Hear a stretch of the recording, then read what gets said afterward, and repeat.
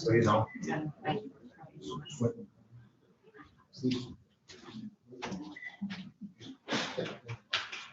You're alive. You're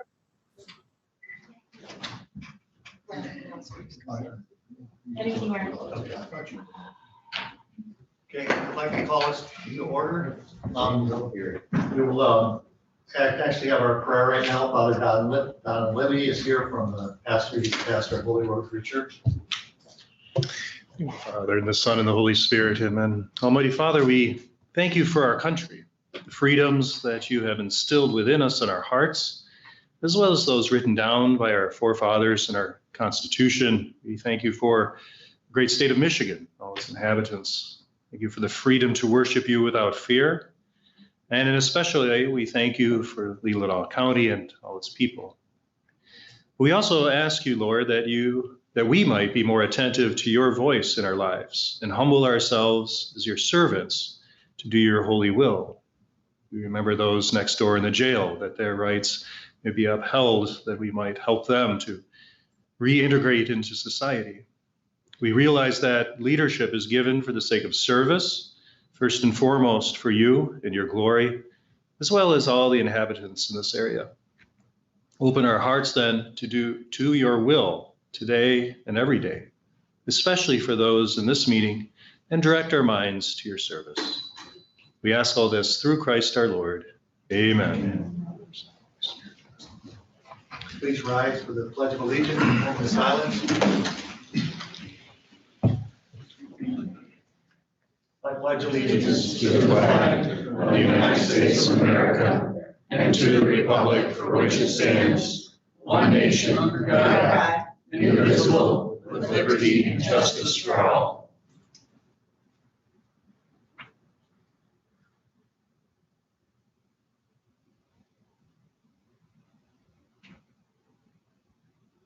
Thank you. Thank you, Father.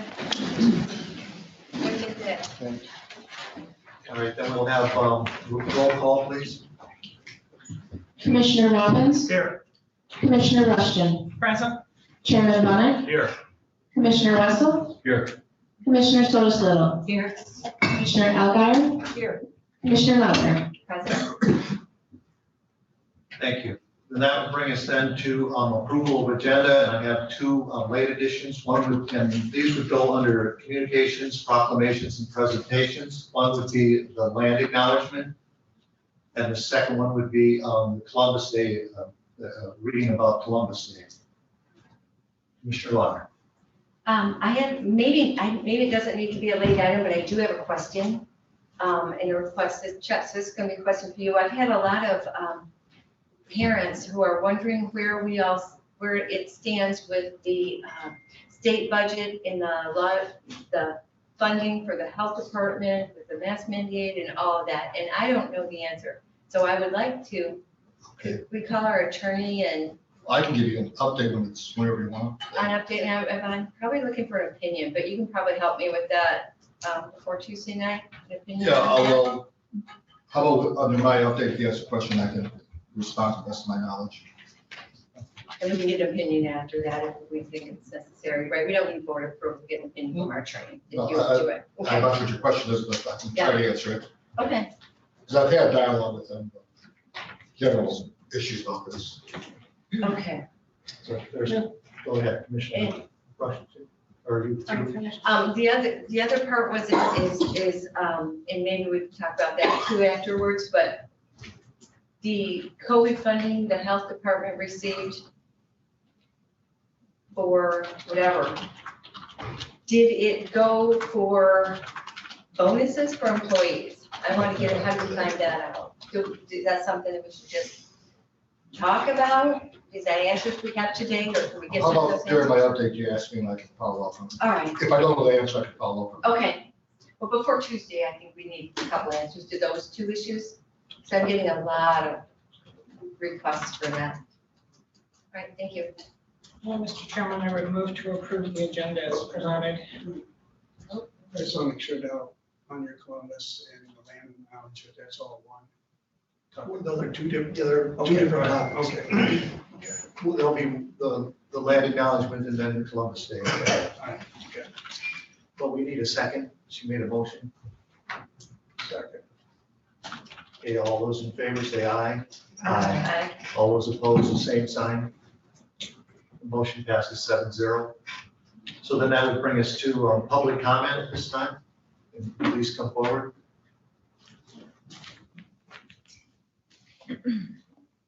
Good morning, thank you.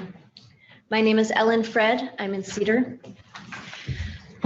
I acknowledge that the land of Leelanau County occupies land ceded in the Treaty of 1855, the ancestral land of the Anishinaabeg, known as the Three Fires Confederacy of the Ojibwe, Odawa, and Potawatomi, and recognized by the colonial government as the Grand Traverse Band of Ottawa and Chippewa Indians. We give thanks to the Anishinaabeg as caretakers of Mother Earth and their relationship to the land.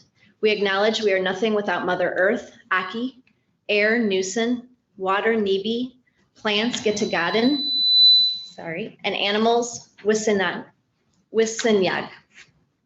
As we gather here today and hold space for Indigenous people whose culture and language have been oppressed, forced into assimilation, and land taken, I ask you as our leaders, residents, citizens, and neighbors to use your voice, power, and privilege to recognize the land and the territory we reside on, in honoring the Indigenous people who have been living, working, and caring for this land for time immemorial. It is important to understand the long-standing history that has brought us to reside on this land and to seek to understand our place within that history. We thank the Anishinaabe people for allowing us to be here today.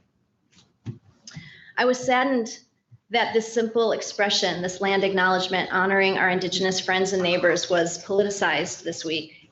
Although I recognize that the board adopted a resolution to designate one day, October 1st, as Indigenous Peoples Day in Leelanau County, the chairman then refused on the closest board meeting to such date, refused to allow the reading of a land acknowledgement, recognizing that we all reside on Anishinaabeg land. I very much hope that you change your position and vote to honor the Anishinaabeg people at the full board meeting next week. A significant way we can honor our Indigenous neighbors is to learn and acknowledge the true history of white colonizers' treatment of the Indigenous people, to recognize that the United States refused to honor the treaties they signed with the tribe and to help rectify those failings. This is accomplished by assisting the tribe in their efforts to seek redress in the courts, which you did by supporting the tribes taking litigation. I applaud the commissioners who voted to take that action. Another piece of history we must grapple with is the disturbing recognition that Indigenous children were forcibly taken from Indigenous homes and sent to boarding schools, often controlled and operated by the Catholic Church, where the children were attempted to be assimilated, some were tortured, and some were killed. Already thousands of Indigenous children's bodies have been recovered from these so-called school grounds. As disturbing as it is, we must acknowledge this history. Only by seeking truth and reconciliation may we hope to heal these wounds and move forward in a peaceful and harmonious way in our community. I wish to read an account by a descendant of 2 school survivors whose 2 parents attended these schools, Luba Williams. The rooms were big, cold, and they echoed. The beds were lined up in long clinical rows that looked more like a hospital infirmary or jail. There were no toys, no dolls, teddy bears, or even warm blankets. Everybody felt a constant nervous uncertainty. At night, you could hear sobbing from underneath blankets, crying from cold, hunger, pain, loneliness for family, and fear of what the next day would bring.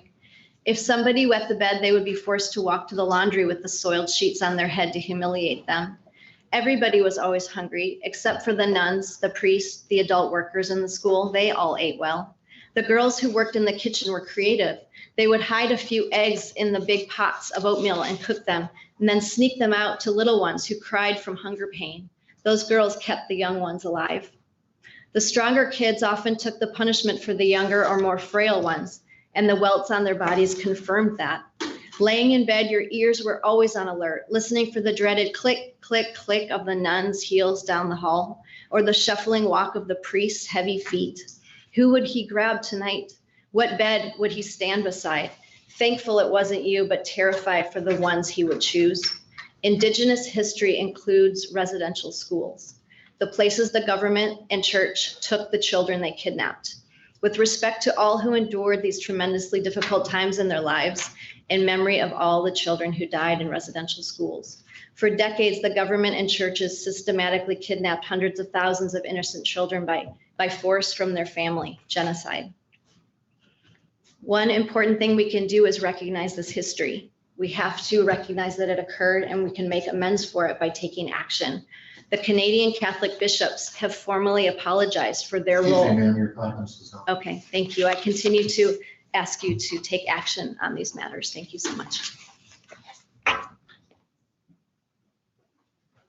Public comment, any other public comment? Please come forward.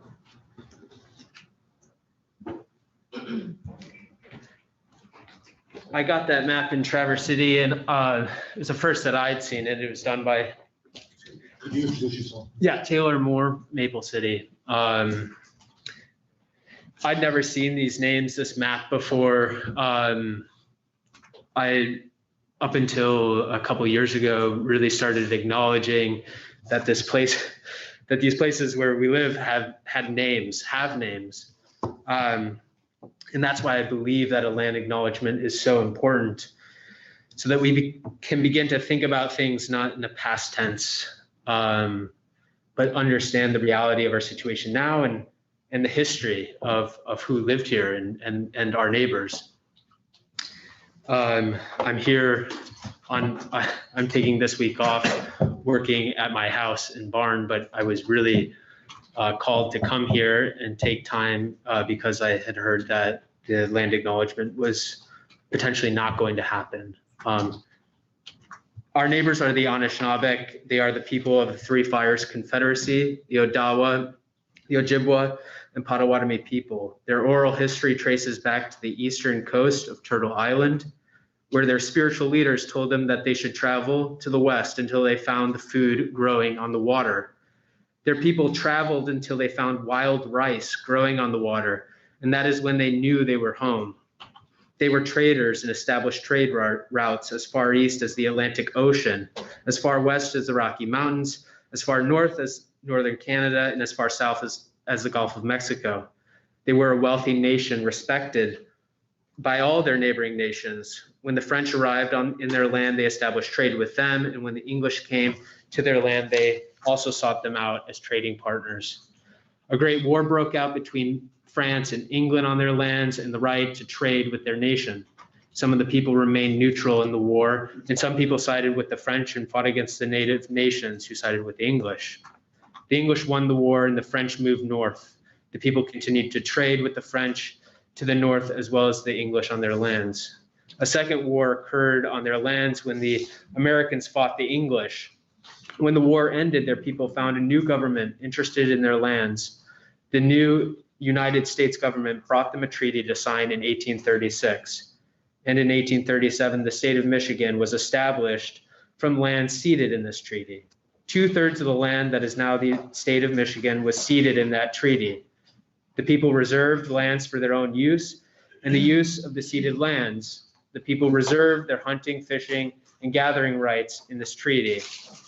In 1855, the United States government brought another treaty to their people and asked that the remaining third of what is now Michigan be ceded to the United States government. When this treaty was signed, a reserve was established that included most of Leelanau County and a large tract of land in Antrim County. Almost all of that land was illegally taken from the people and had to be repurchased.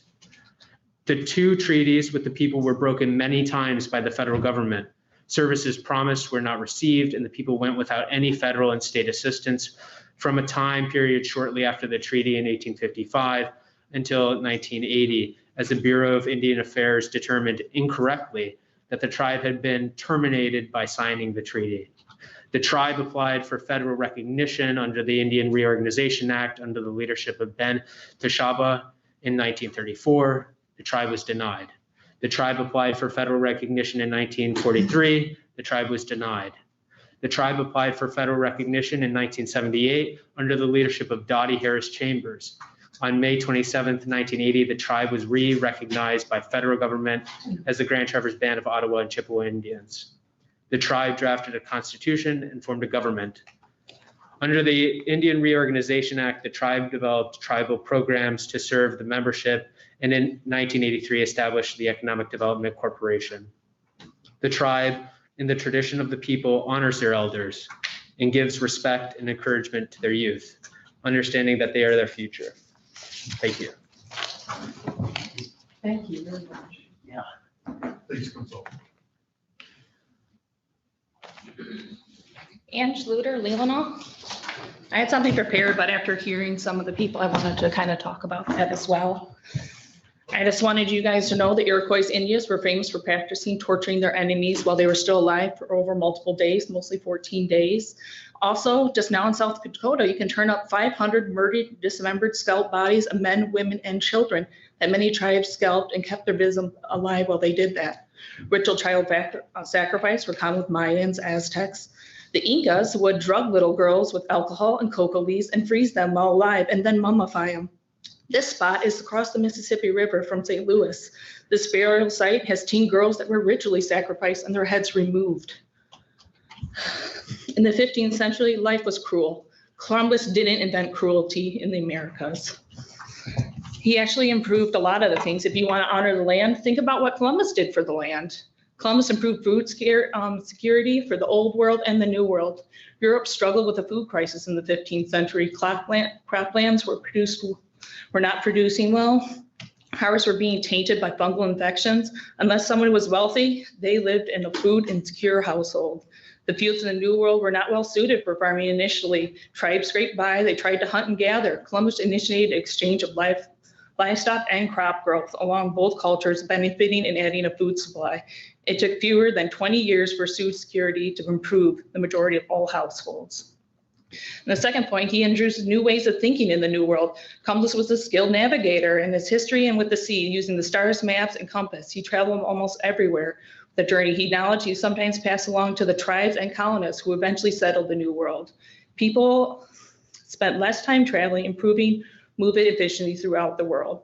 3, livestock introduction occurred in the New World because of Columbus. Columbus brought numerous livestock options to the Americas, and the tribes immediately recognized the value of having livestock, such as food, instead of was trying to hunt for it. They readily accepted his cattle, hogs, sheep during the 3 visits he made in that fateful journey in 1492. Horses were introduced because of their journey as well, which improved the transportation capacity of the tribes in America. People who travel further and faster, creating new avenues to trade. Their empty fields turn into plentiful pastures, which are overall benefit for most native tribes. It gave the Old World an opportunity to colonize and expand. The fact that Americas wouldn't have where we are today without the exploration efforts were made in the 15th century. Some may be good or bad, but we can't eliminate the good. Columbus introduced the concept of modern spirituality during the voyage. And this is a quote from his actual diary. "I believe that they would easily be made Christians, for it seems to me that they have no religion of their own." Even with his view of the Old World's purity and its forced subjugation, he also noted that becoming faith had to happen by love and not force. He offered glass beads, red caps, and even the gifts of evidence of his concerns. There are numerous countries still benefit from the crop exchange today. Christopher Columbus brought sugarcane and bananas to grow in the New World because of his immediate recognition of opportunity to grow tropical fruits in the region.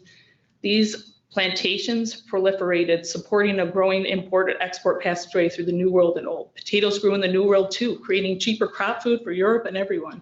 Although the plantations have changed over the years, many of the cash crops introduced to Columbus are still grown today because of the positive impacts they create for our food supply.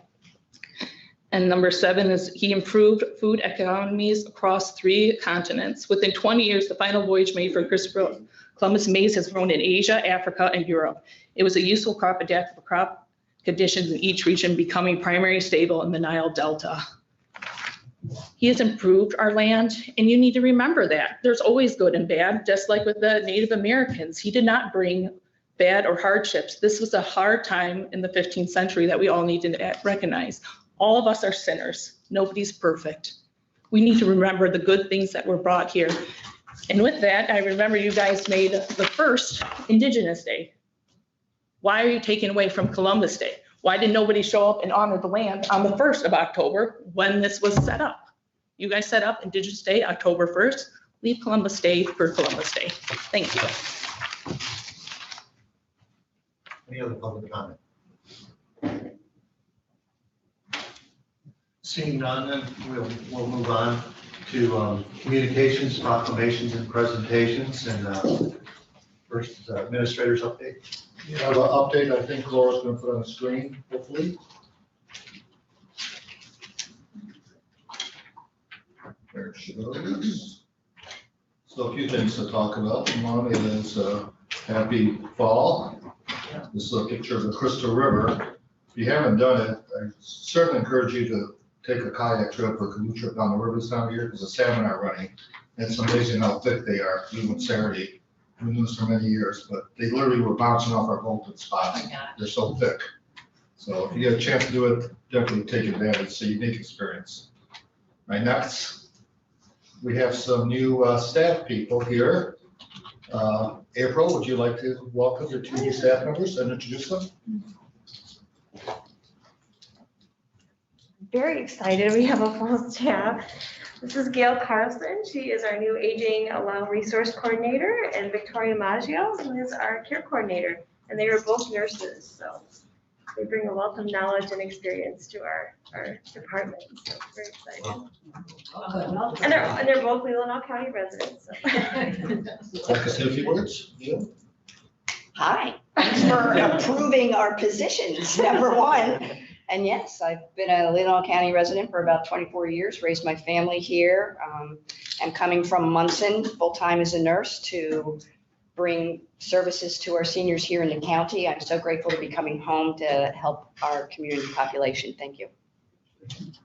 Thank you for your service. Welcome. I mean, it's nice to meet you all. I have been living in Leelanau County for about 21 years. 18 of that was in the village of Suttons Bay. I now reside in Rick Robbins District, Elmwood Township.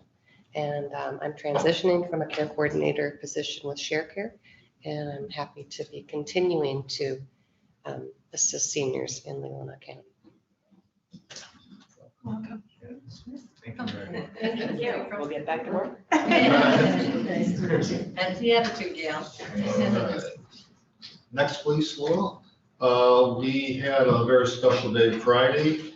It was the culmination of over 2 years worth of efforts, probably 5 years worth of efforts, and it's appropriate because Mr. Klein is here. But we officially transferred to an authority, and as you know, one of our speakers there was Mr. Bunnick. So would you like to just give an overview of what happened Friday? Well, yeah, it was, as you can see, it's Steve Mullen is the representative as well for the airport authority, and then Commissioner Rushton and I. And basically it was a signing day to change it from the commission to the authority. So we, Kevin set up a very, very nice ceremony where we had probably, I don't know, 50 to 75 people there. And, you know, we were Grand Traverse County and was there, their commissioners. They had, we had a signing with them. There were, you know, lots of thank yous. And it was just another wonderful coordination with Grand Traverse County. You know, we worked with them with Beta, we worked with them with the district court. We work with them now with the airport as well and it just shows with coordination how wonderful things can go. And I think this will be a great addition to Leelanau and Grand Traverse County, actually the entire region. So now we actually have a representative as well from Gaylord. So so it is now truly a regional airport. Next photo, please. For over 30 years, Challenge Day has served millions of. All right, and as a small token, Mr. Klein and I have gifts for all the commissioners who were not there. And I'm sure Mr. Klein will talk a little bit more during his presentation, but we wanted you to have one of these tokens of appreciation. And Mr. Klein, you want to give a story about the airplane here? Certainly. Well, it's a very unique piece. The airplane is first of all, it's a symbol of thank you. Thank you for all the hard work that every commissioner participated in, Administrator Janet, many hours put into this. But when you look at an airplane like that, in my career, it's not only a symbol of thank you, it's a symbol of pride. Cities give away keys. Well, airports don't really have a key to give away, so to speak. So we like to share that airplane, and it's a symbol of thank you and of your dedication and commitment to everything that we do. And so we try to put the unique symbol of the airport logo into the aircraft to share with the counties that thanks. So on behalf of the Airport Authority and former commission, thank you. And part of the legal transaction was the payment of $1. So I've been up all weekend worrying about what to do with this dollar. So I think our chairman, Mr. Bunnick, since he signed out the document, gets to keep the dollar. We'll see what our auditors say about that. We're waiting for the receipt, please. Well, I figure we should just frame it up, put a little caption underneath it, and it would be in the administrator's office to show that, you know, we've been paid for the entire, our 50% of the airport. I just have one question for you. Last time we had something like that was a piece of modern art that somebody wanted to put a giant one of out in our lobby. So that's not what you're recommending, that we put a big plane out in our lobby like this. And, whatever you would like. Oh, okay. There are only 3 of these made, one for Grand Traverse County, one for Leelanau, and one for Kevin's office, because you have a series of. It's very attractive. There was a story behind that aircraft. I think you should share that story on how that airplane arrived in Traverse City. Certainly. So we had ordered these planes about 12 weeks ago to be completed in time. And we were pushing the limits to getting those done because they completed the construction of the aircraft about a week ago. But when they paint it, they also have to bake it to make sure the paint stays firm to it.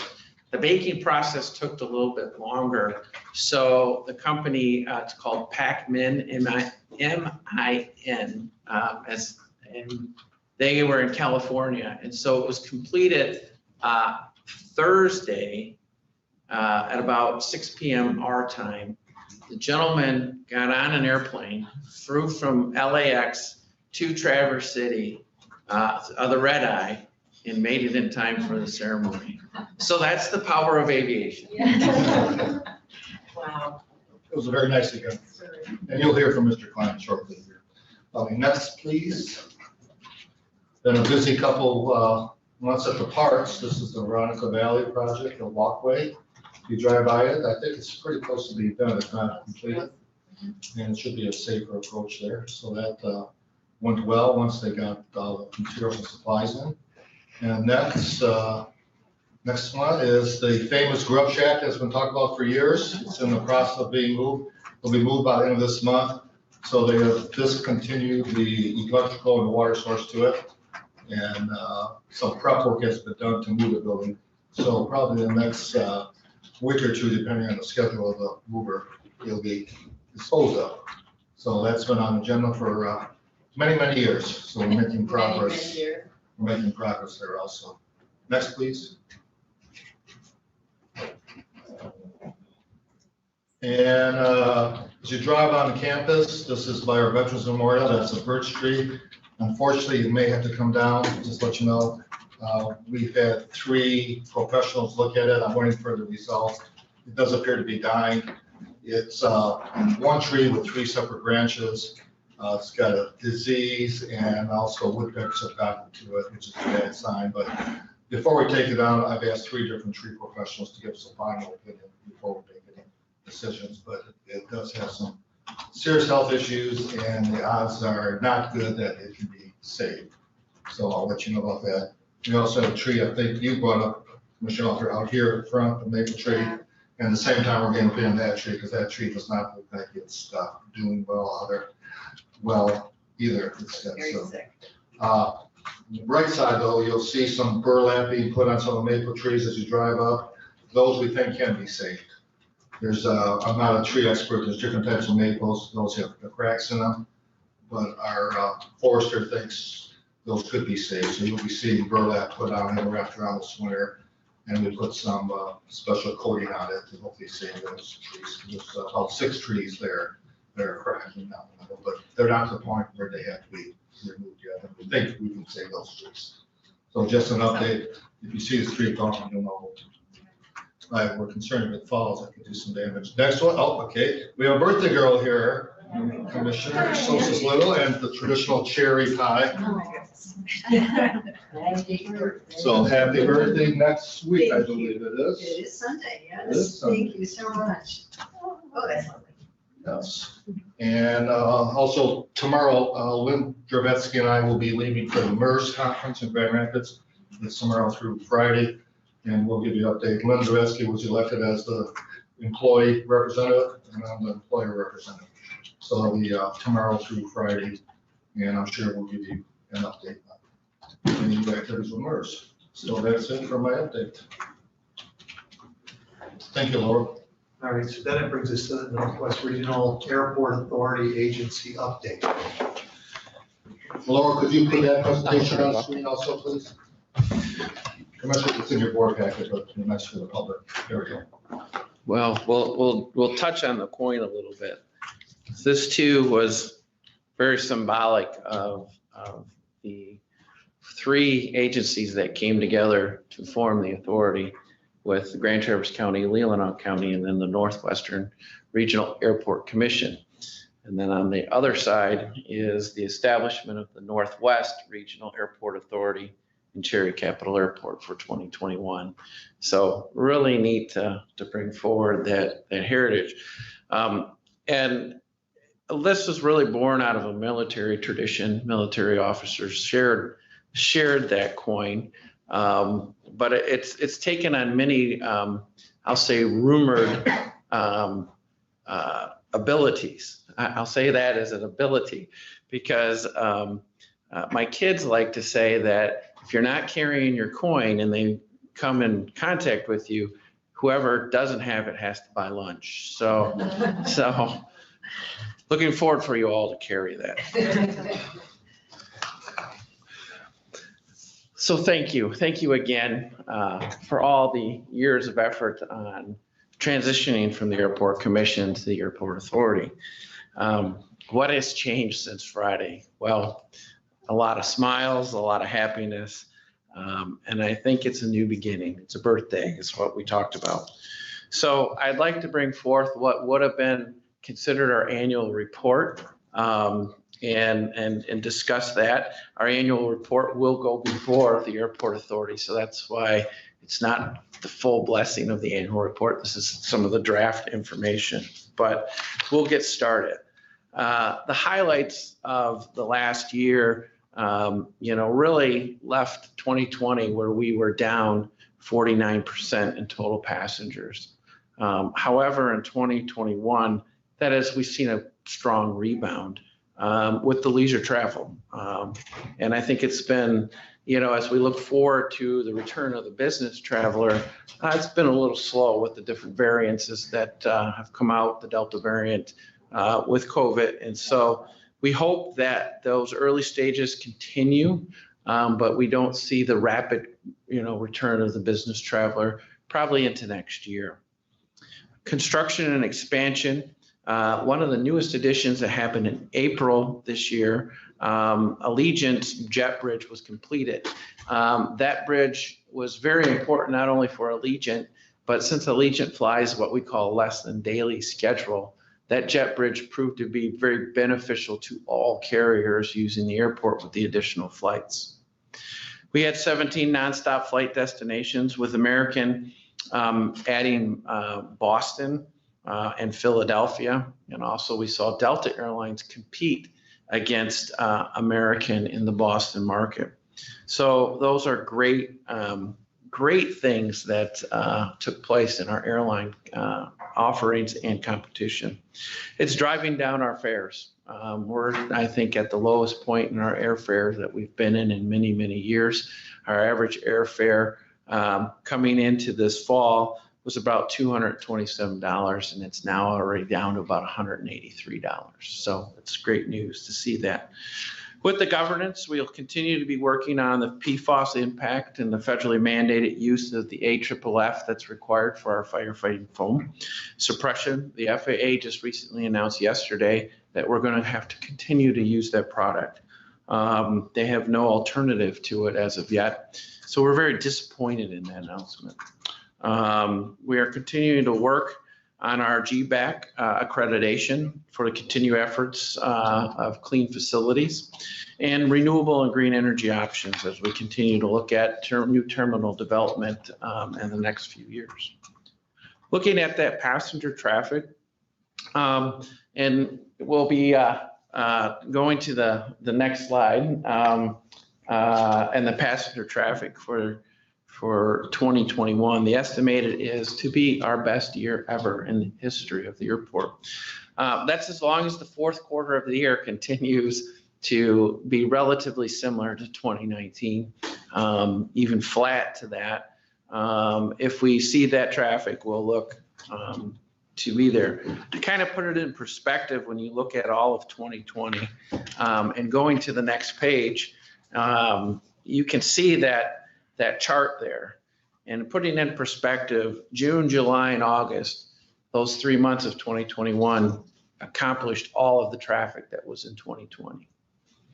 So a lot of people ask me how to describe this year's traffic. And I typically describe our traffic as a nice curve, but this year it's more like a church steeple. It's very, in that July and August timeframe is very, very pointed. As you can see in the comparisons in year previous, in June, our previous record was 62,000. This year we were 79,000. July, previous record of 92,000. This year was 112. August numbers were 101,000, previous record of 89. And September, even though we on the estimated, those numbers started to roll in before I came in, and we're estimating those to be the 56,301 was 2019. We estimate that to be about 8% higher than that number. So we're continuing that roll. Kevin, I have a question. So do you think at 2020, it's really going to mess with your statistics and your graphing because you don't know what would have happened in 2020. So with your 2021, is that possibly just an anomaly with people making up for the lost year, maybe traveling to see loved ones they didn't see in 2020? What do you expect it to do next year? Is it, do you think it's going to continue to rise, travel, great airfares, or go down, or do surveying anyway, or? Yeah, the answer is yes. Do we expect it to grow? We don't really do a survey per se, except for we look at the number of seats that are potentially being loaded in by the air carriers for that future prediction for next year. And right now they're indicating not only the seats that we have, but potential of larger aircraft, replacing some of the regional jet flights that had 50 seats to be a little bit larger in the 66 seat market, or even in some mainline aircraft case. And so we do anticipate some growth. Now, not at the 20% growth that we saw over 2019. Mike Boyd, an aviation consultant that had put out some recent statistics, he expects our airport to be in the top 25 airports of growth over the next 5 years. He actually ranked us at 17. So we look to continue to see that. And that's mainly because of what our resources are. Not only with the pandemic, but it was prior to the pandemic, people were looking for outside spaces, trails, hiking, golf is even starting to return as a sport. And I think it's really, COVID only pushed that forward as an outdoor activity. So Northern Michigan has what people are looking for. So I look forward to that growth. But it won't be at 20%. I expect it to be around 2 to 3%. So people are already booking flights out into next year? Is this correct? Okay, correct. A lot of schedules, specifically Allegiant, they have their schedule published through May of next year. So if you're looking for spring break plans, now's the time to book. So talking about the expanded service, and what was really great with the carriers that we had this year is it took a lot of work amongst the entire airport to accomplish that goal. We faced staff shortages.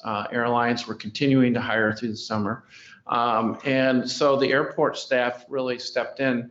As you remember, that's a landlord-tenant relationship.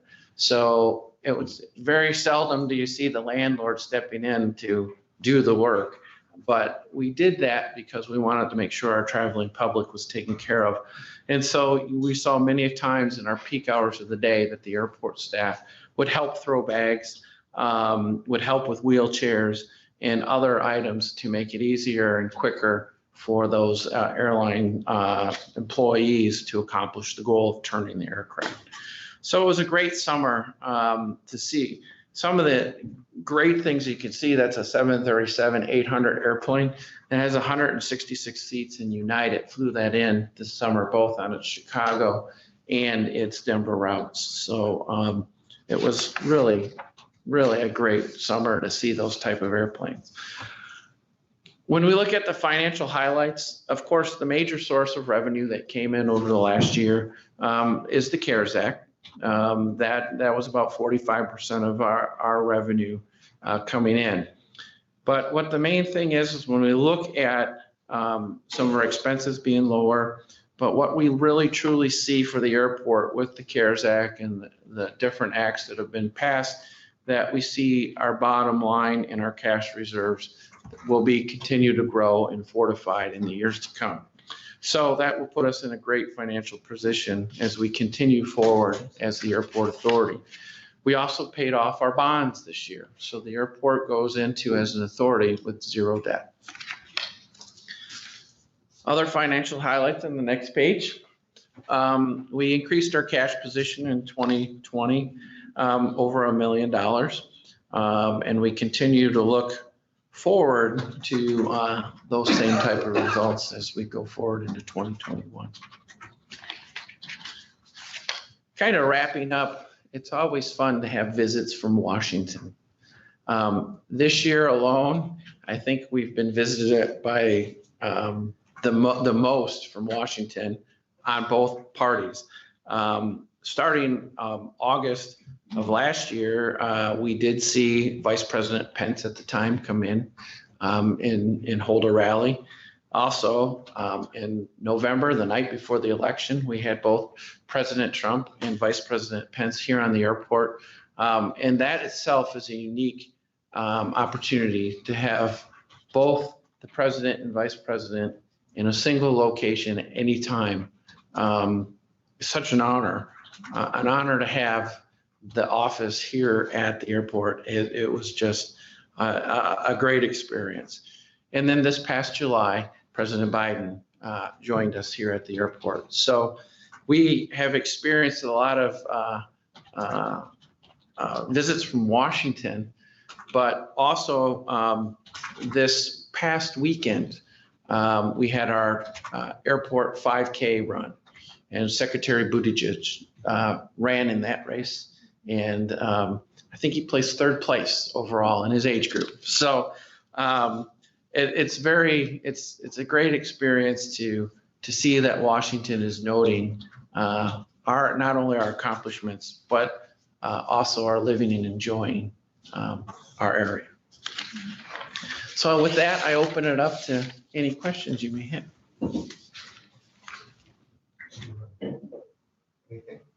Thank you, Kim. Just congratulations.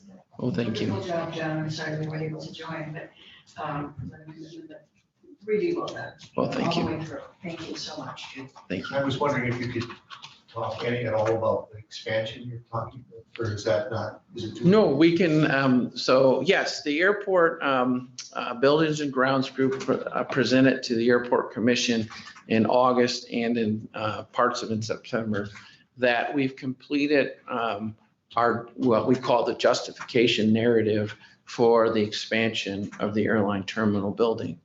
Part of that justification was to look at the number of gates serving the number of flights. And we currently have 5 jet bridges and 2 ground loading positions for a total of 7 gates. The study had identified that we need 14 jet bridges and 2 ground loading gates to meet the passenger need that is currently happening. What we're doing right now is kind of offsetting times to get into those gates to make that happen, and we're managing that almost like a major hub airport in New York would manage slots. We're kind of doing that informally to manage so the airlines can get their spots at the gates.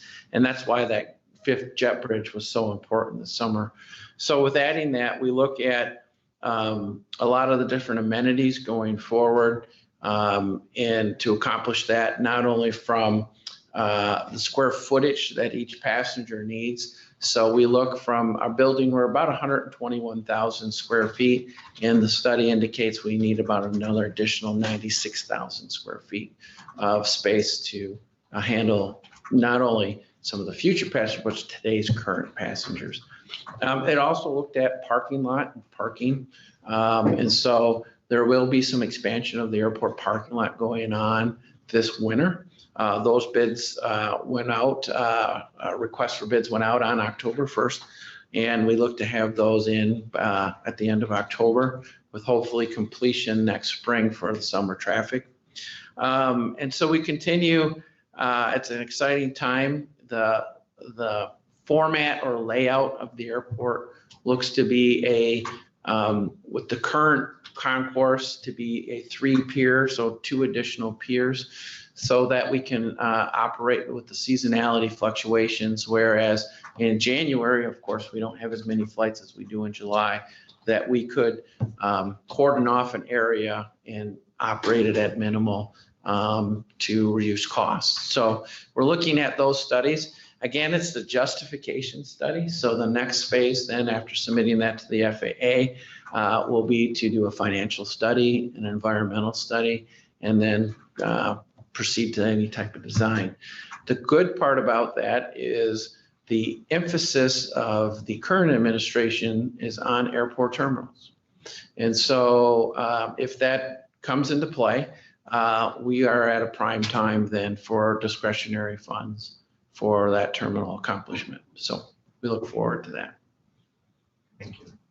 Any other questions? I just wanted to say thank you. Thank you to the team. It's been an extraordinary experience for me to have been a part of this for the last 4 or 5 years. The professionalism and the thoughtfulness, not only about the airport, but about the community.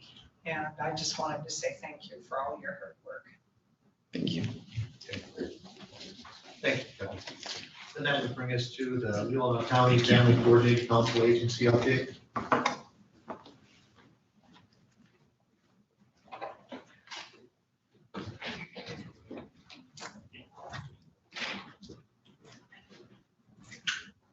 Good morning, everybody. I am Sharon Breland. I'm the coordinator of the Leelanau County Family Coordinating Council. And thank you for having me this morning. I provided you a report. I will not read it to you chapter and verse. I'm sure you'll have some questions for me. In my comments this morning, I wanted to highlight the ways in which we are helping to attract and manage some tangible resources for the community that I elaborated on in the report. So the first would be through our liquor tax prevention program, our countywide youth liquor substance abuse prevention program. We have had a coordinated effort between the family court and some of the schools since 2010, so 11, 12 years now. This work is funded through a grant from the liquor tax funds that are on file for the county with the Northern Michigan Regional Entity. This year, we have been approved for a grant of $58,850, which I think is the second highest one that we have received. That is going to be spread out, $14,850 going to the family court for the Voices and Choices and Guys Group experiential programming. $18,000 is going to go to the LIFT teen program / Sutton Space Schools prevention efforts, $13,000 to Glen Lake, and $13,000 to Leland Schools. Glen Lake brings in a program called Challenge Day. And this will be the first time they bring that program in. It's a social, emotional learning program that helps to build some protective factors. And Leland, their funding goes towards supporting the salary of their school counseling staff and all the various things that they do. We were not able to totally expend the funds that we had for this past year or the prior year due to COVID, not being able to do face-to-face programming for a long period of time. But we're hitting the ground running again this year. The other thing that is allied with that is that we participate as a county in the Substance Free Coalition of Northwest Michigan.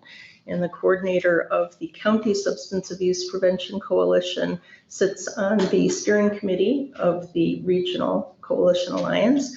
They have received a grant this year for $149,601, and of that amount, almost $25,000 will be used specifically in Leelanau County to continue outreach. This year, we're particularly hoping to focus on school-age folks. So that's already, what, about $70,000?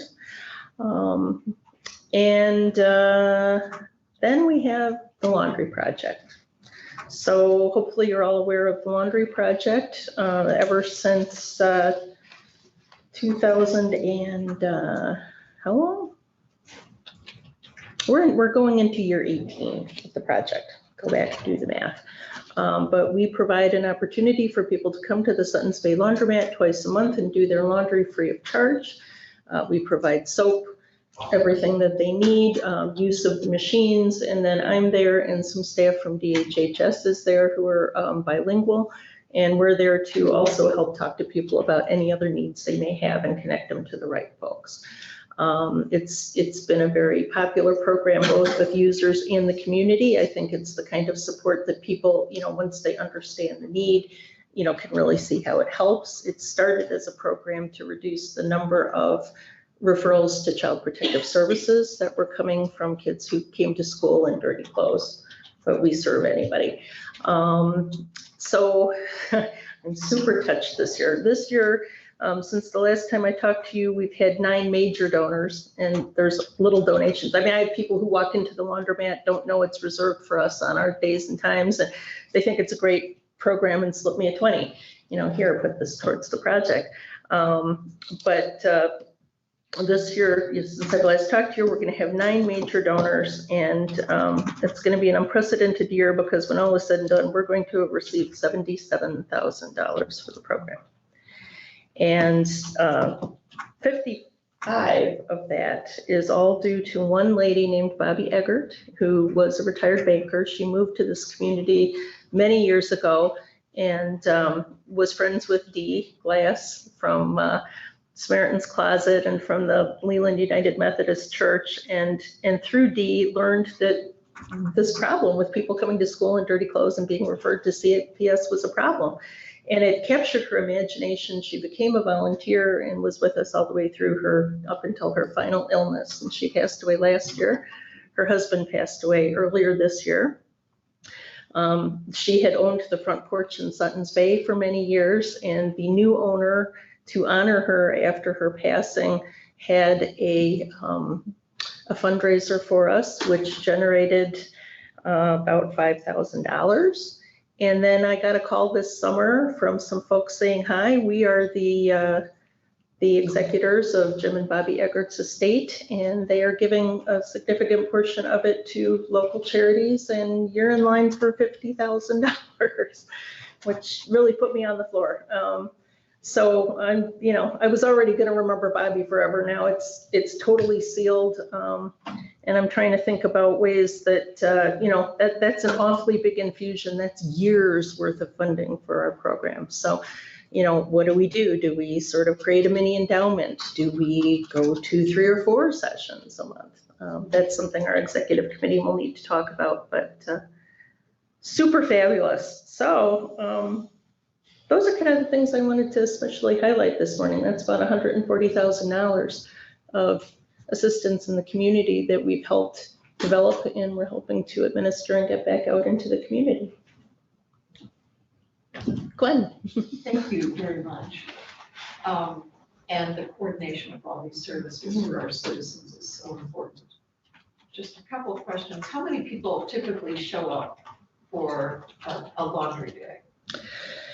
On a typical laundry day, we have 10 to 20 families. And some of those families bring 20 loads of laundry apiece. Yeah, we spend at least $1,000 a month just on the machine use. I also want to congratulate you on the use of the liquor tax dollars. It's a challenge to get evidence-based programs put together, the people to do the programs, and to get them approved. So thank you very much for your work with that. That's very important. And there are dollars, we need to spend them. But we need to be very careful about how they're spent. So it's not simple, so thank you. Thank you for being here. The Northport Lions Club supports the laundry project because we were struck by how much it costs a family of four that doesn't have their own laundry equipment at home to do laundry without assistance. Do you know that number? What is a monthly charge if you took your four members of a family laundry to the laundromat and didn't have any support? So I want to say I have estimated that at least $45 a month, if not more. And that's, just knowing what the machine use costs. Each time you run one of the small machines, you're looking at $3.50 to $4. If you run one of the multiple loaders, you're looking at $7. And then you're looking at 7 minutes for 25 cents to dry, plus your laundry soap. And if you have a family of four and you figure that, each individual is going to generate a load or two a week, right, between their clothes and their bedding, multiply $8 or $9 a load by 4 people. So that's what, 36 by 2 loads. Yeah, it adds up. I think you've underestimated it. I was going to say a couple $100 a month anyway. Yeah. Thank you. Any other questions? I would just like to compliment you on you and the team with all the messaging that you guys have been putting out there for the substance abuse, reaching all across all of our counties, our northern Michigan counties. I've seen them on television, heard them on radio, so I know that you're reaching the ears that we want those messages to reach. Thank you for that. Thank you.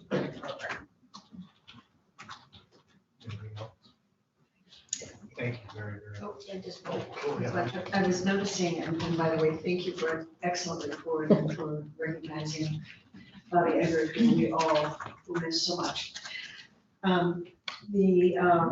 Next year, looking at your priorities, you've got expanded use of technology for network partners listed as one of the things that you're pursuing. Do you have specific people that your organizations or ISPs that you're working with thus far? I was thinking more about how do we effectively use technology to enhance our networking with one another, not even necessarily like what you're doing with the broadband situation, although we're ready to support that and watching eagerly. Certainly we are still meeting virtually over Zoom. We have been ever since the pandemic started. I'm not sure when we're going to return to in-person, and I'm even trying to organize one particular huge meeting right now that some people would like to be hybrid, trying to, see how that's going to go. But, just what can we do with spaces like Slack or other spaces where people can share information and messaging effectively online without it being another layer, another thing they have to learn if that's not their bag. We should really build a web page presence that talks about our programming and gives people opportunities to connect. So those are the kind of things that I have in mind. Help and support. Makes sense. Yeah. Well, thank you, and thank you for your leadership. Thank you for your support. At this time, do they want to do the way of acknowledgement again? I when it was taken off the agenda, I reached out, as you had suggested, and made it part of public comment. I came with one because this meeting is the closest to our annual, this board recognized Indigenous Peoples' Day is October 1. Rather than read another one today, I'll carry this forward and do it at next week's meeting. Well, you had said it was a one-time thing, so now you want to do it twice? Well, we haven't done it yet. I mean, we had public comment for it, but I did bring a land acknowledgement, you know. So you don't want to do it this time? I would prefer to move it forward to next week if I may. All right. Good. Now we have also the Columbus Day reading.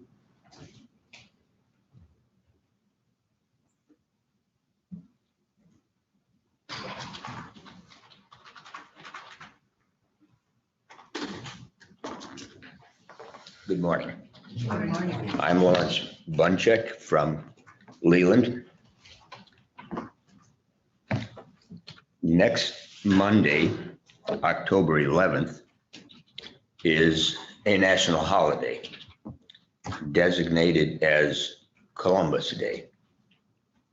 It honors the man who left Spain in August of 1492 and sailed west into the Atlantic Ocean, intending to discover a new and shorter route to India.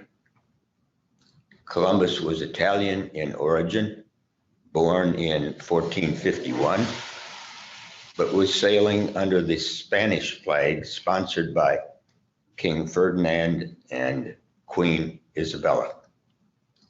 Columbus was convinced that the earth was not flat, but round, thus offering a shorter route to India by sailing west.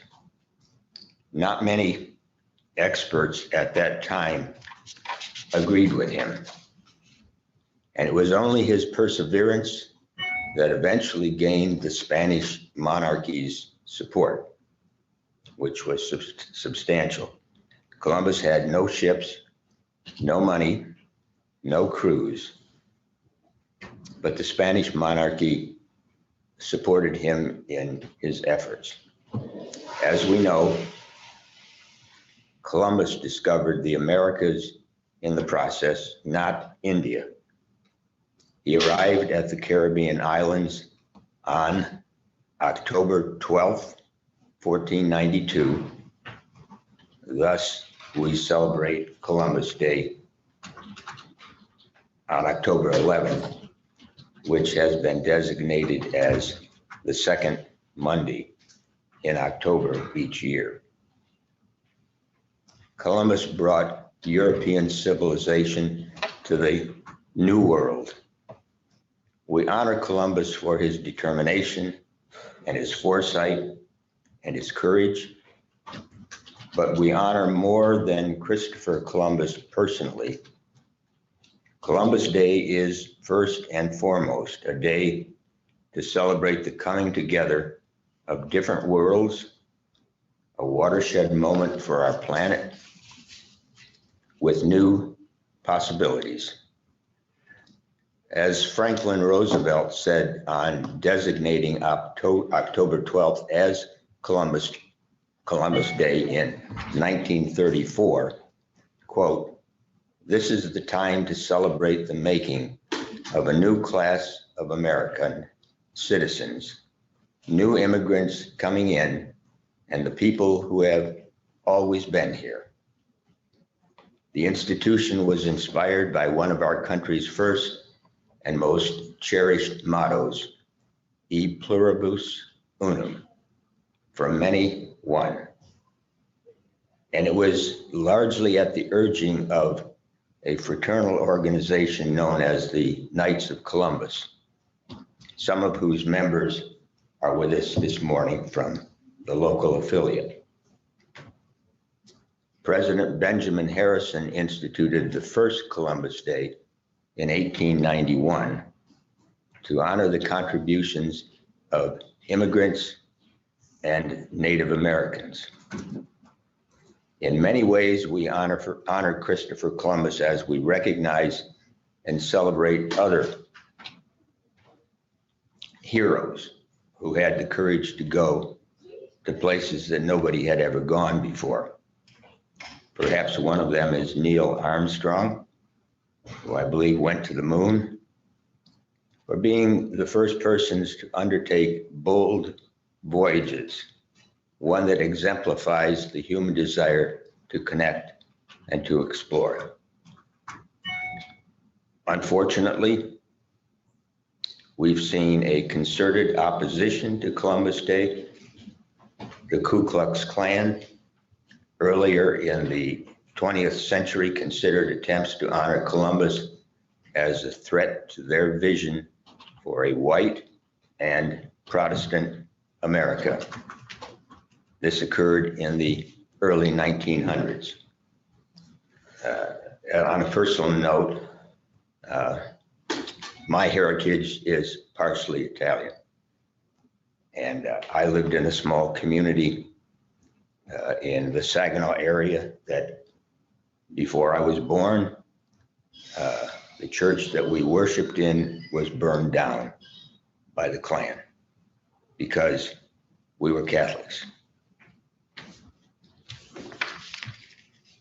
Christopher Columbus is also a symbol for the thousands, if not millions, of immigrants, many from Western and Southern Europe, who left their homes in the hope of finding a better world, a country of promise and of freedom. Unfortunately, some of the Spanish explorers who accompanied and followed Columbus mistreated the indigenous people of the countries they explored.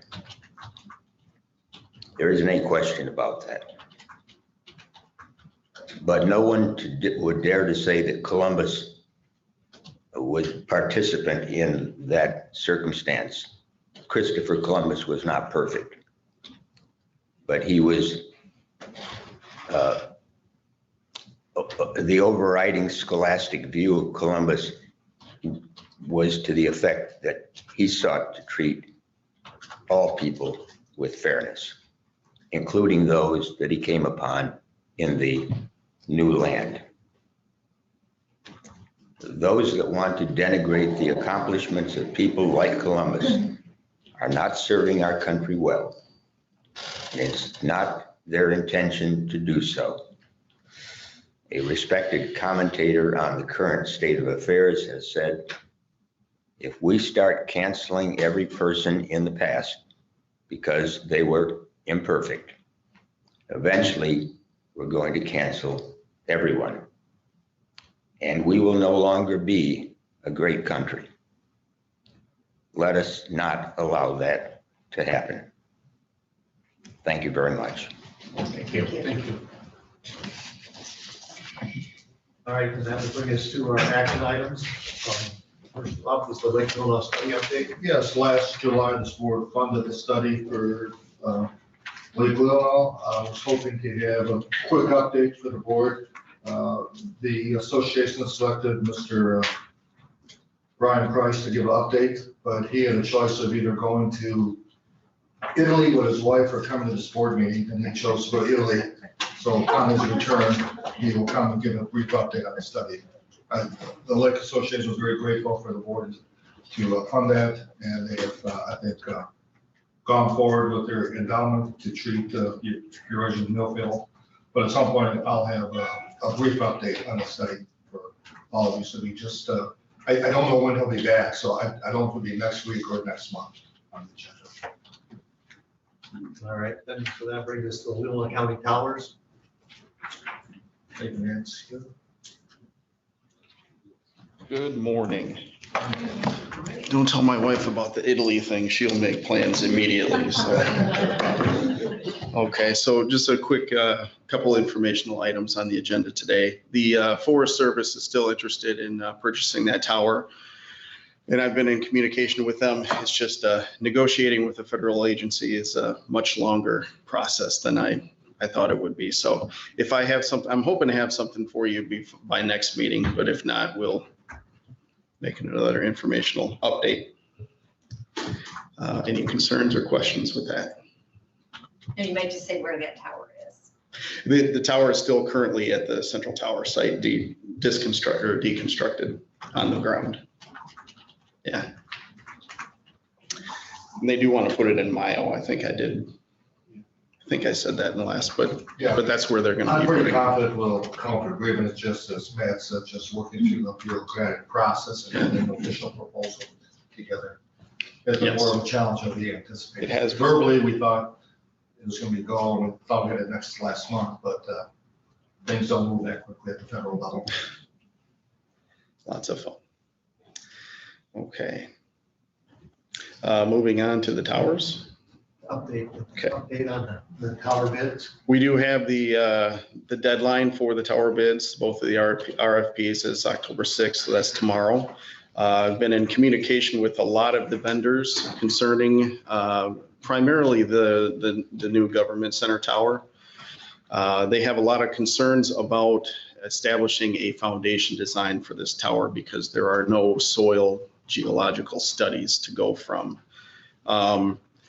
In those communications, we did some exploring, and if we were to perform those studies, it not only protects us in order to get the best foundation, but it also protects the vendors in order to not overcompensate for what could be in the ground.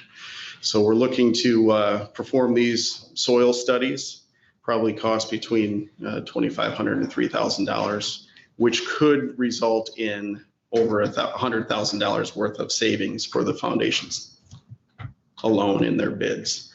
So we would like to postpone the deadline for the government center tower until March 1st. That way it gives us enough time to have those studies done, to get the results of the studies back, which could take, it should be 4 weeks, but let's say it takes 8, let's say it takes 12. We don't want to come up another crunch period for the deadline. And it gives the vendors enough time to utilize those results and formulate the best possible product for the county. So we are looking to put a addendum forth for the government center RFP in order to postpone and make them aware of another addendum that will come out once we get the geological studies back. And that is where we stand with the government center. The Maple City Tower site, we're looking to continue forward with that, have the deadline tomorrow, and go through the bids that we do receive and have an update for the board at next week's meeting. Yes. Thank you. So to put it off till March, is it really necessary to put it off that long? I know that you want to be awfully careful, but if anyone watches social media at all, people are not happy with cellular in this county. It's been really bad. It's true. Lately. And we really need some help. And I hate to see it put off if we don't have to. So if you put that deadline in March, it's a pretty solid. If the results come in sooner, we can't rush it. What's your thoughts? What we're going to run up against for the tower construction is they won't be able to start construction until the frost levels are lifted, which is typically in the later part of March anyway. Right. So if we have the deadline. That's a bid process takes time too, right? So, I mean. True. I think that we would encourage them to submit bids as soon as possible. Okay.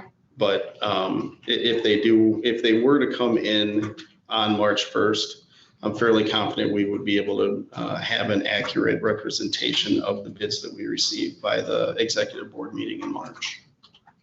Here's our challenge.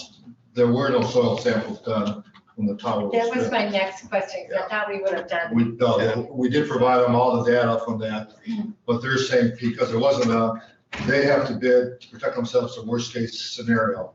So they have to assume the soil is not stable there. It may be, it may not be. So if we go forward now without the soil samples, as I said, they're saying it'd be up to $100,000 more in the bids to protect themselves. If we do the soil samples, Matt said a couple $1,000 to get that back. It's gonna take a while, but it could really save us a lot of money in the end round. And the reality is, with the frost laws coming on, they can't build a tower anyway until the spring. Going to prove it's sandy loam. Bigger potatoes up here, so we're gonna prove it's sandy loam. It was my assumption that providing them the foundation design for the existing tower would be sufficient, but unfortunately, no. Commissioner Brush. Yes, once we get the information on soil studies, if we find out that that soil is not where it needs to be, what is the process to mitigate that problem at that point? How much time do we need to mitigate the problem? And do we have to wait until the frost goes out of the ground? Depending on how quickly we get the results back, I don't know what we could do before snow flies. If there is any kind of substantial remediation that has to occur, it would be after the frost leaves. Okay, so when do we anticipate our first frost? Does anybody know? Who's our gardeners? Not until late October. October. But frost is I don't gonna have it. last till May. That's, it's gonna be a long cold winter. So how would they mitigate that swale? I do not know that right now. What we could do is when we speak with the engineers about doing the study, they deal with this all the time. They may have actual ideas of what we can do if the study were to come back unfavorable. Actually, next week when you come in, I would like to have a better timeline of the process of what we're looking at with dates, and I'd like to see that timeline in some sort of graph form. Okay. So that we have a good idea, because as Commissioner Lautner said, you know, we've got citizens out there that are in need. And we don't know what's gonna happen over the course of our school year with our kids and, you know, what broadband, internet, cell phone service that we're gonna need. So I think we should have a little better picture on the process going forward. Yeah, I can work on that graph for you. Yeah, it doesn't have to be elaborate. No, but we want to make sure that we put the best product out there for our The taxpayers. challenge we're gonna have is actually 4 weeks is a very aggressive schedule. Maybe they can do it, maybe they can't, but even once the bids come in, many of the contractors probably will not want to start till the spring anyway. Yeah. Right, Yeah, so but the that's a- availability as well. You know, we've got a problem with finding workers. You know, are they gonna be able to meet a contract? You know, we wait too long, we don't know. We gotta give them time to plan and make sure that they have enough staff. With the site visits that we've done multiple ones with multiple vendors. Some of them have had the contractors with them that would be providing the manpower. There's been no concern about having workers present in order to do these projects, but that is a good concern to be concerned about. Thank you. The good news is there's substantial interest from contractors. So that's a good sign. Yeah, they won't leave me alone. Stop calling my phone. That was my question. Are you getting good response? Yes. So, Yes. Most of the calls that I get have most questions about the government center site, but most of them are equally interested in the Maple City site. So we're looking forward to receiving the bids here soon. excellent, excellent. My concern about, you know, waiting till March 1st is contractors like to plan for the next year, you know, through the winter. And if we don't award the bid until March 1st, they may be already committed to some other jobs.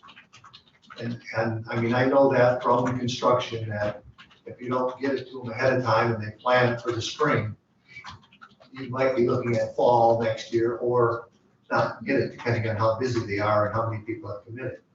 So that would be my concern about waiting till March 1st to make the final decision. It's a limited group of contractors that are interested, obviously, so we can work with them individually. Let's assume the study comes back 6 weeks versus 10 weeks. We could adjust that deadline date. But until we have a study done and results, it's really difficult to. If you can adjust the deadline, maybe. Yeah, because if the contractors that are interested know about it. They're the ones telling us they need the soil studies. So if it does come back 4 or 5 weeks versus 8 to 10 weeks, Can that March 1st date be adjusted? Absolutely. So do we need to pass something about, get this soil studies done? I or think set we up can a just plan? move it till next week and we get a firm bid on the soil samples. A week ago, we received a report on broadband and cell service throughout the county, and we found all sorts of spots in the county that we lack signal.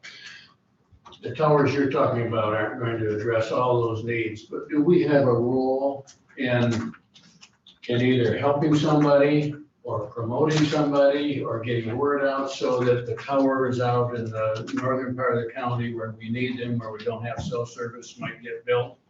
Is there a partnership opportunity? I mentioned at our last meeting, I hate to have you take that one tower that we're not using and get it out of here because we need more towers. It's true. I think that if we were to utilize a tower in the north end of the county, we would probably want to utilize a new tower anyway. A lot of the vendors that have been in contact with me, they are interested in a continued partnership with the county. So they do want to build this one tower, but then they want to build more towers for us. So they are interested in pursuing that. Of course, it would be a financial commitment to the county, but they are interested in assisting when necessary. I know we have limited resources and we can't do it, but at least I think we ought to have a long-range plan for where we need towers in the county.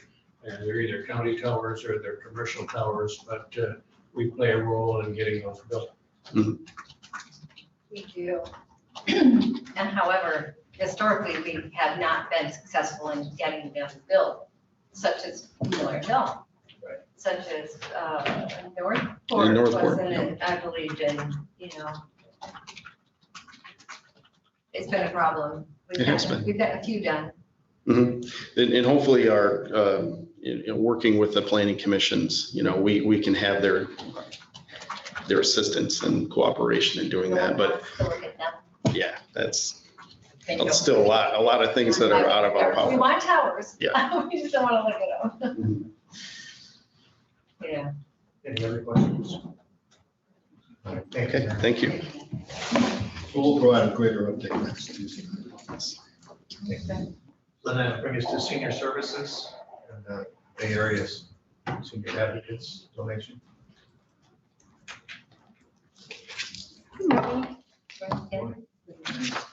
I'm seeking your approval to accept a contribution from Bay Area Senior Advocates, BOC. They, on a yearly basis, tend to support us give us a contribution for unmet needs. And so our recent one was $2,500. I would move to recommend to the Board of Commissioners to accept the contribution given to Leelanau County Senior Services from Bay Area Senior Advocates for senior support totaling $2,500 and placed into the Leelanau County Senior Services BASA grant account 678.000. Support. So April, I wanted to ask a question. This goes in the grant account, and then how do you use it? We use it for unmet needs, and so they have stipulations on the money as well. Okay. A senior, they strive that a senior would use it once in a lifetime or once, I can extend that out to 4 or 5 years. Yeah, you basically answered that. It's for unmet needs. Yeah. Okay, and that's what I wasn't sure. Yeah. I appreciate that. Thank you. Yep. Any other questions? All those in favor say aye. Aye. All those opposed, the same sign.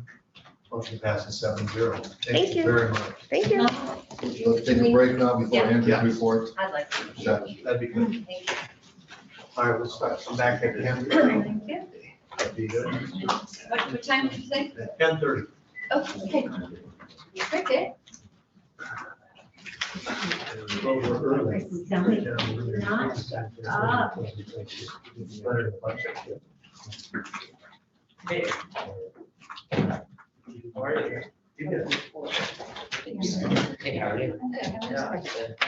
I think I get one too. You hear myself snoring? No. The woman. Yeah, isn't that great? We're gonna grab you one from our Thank you. clerk. Oh, the clerk needs one? That's an old one. What's that? That's an old one, just in case I need it. Well, that's. Isn't that great?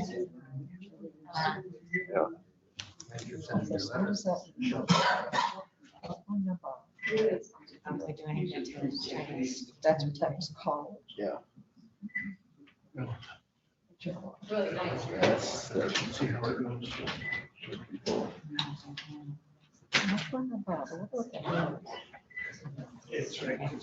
Oh, you know what? There's electric chairs.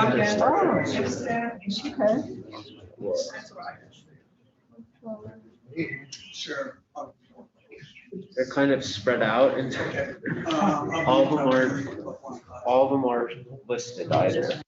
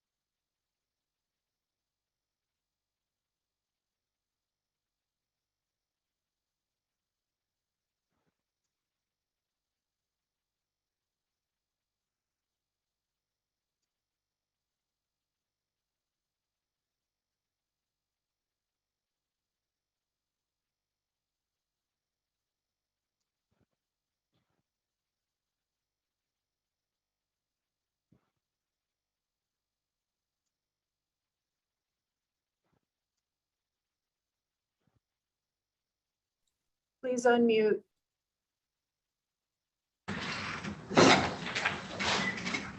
Okay, we're at we'll start the meeting back up again, and we'll bring it to equalization and approval of the apportionment report, the L4402.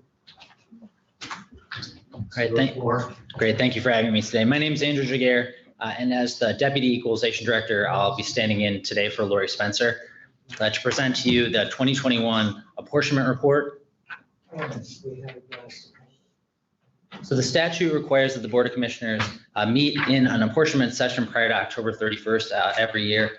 So the submission of this report is beginning for 30th. And this is to accommodate the November elections. And there is a special election scheduled for November 2nd in Leland Township. There's a millage request, which, if approved by voters, would levy 0.392 mills starting in 2021 to support township operating expenses.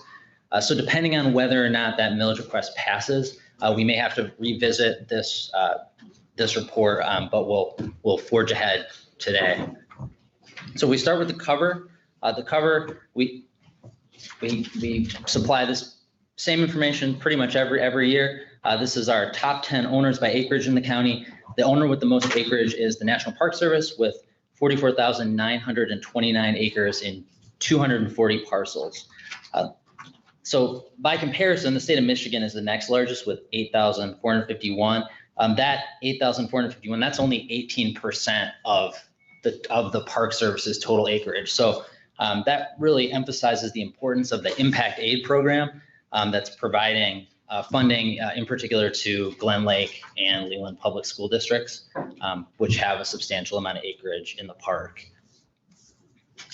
So the next sheet in your report is our index, and I'll just be referring to tab 1, 2, 3, et cetera, as we go forward. Tab 1 is just Lori's typical letter to the board outlining the County Board of Commissioners statutory responsibilities regarding apportionment, and the main section of the law is included there if you'd like to read it later.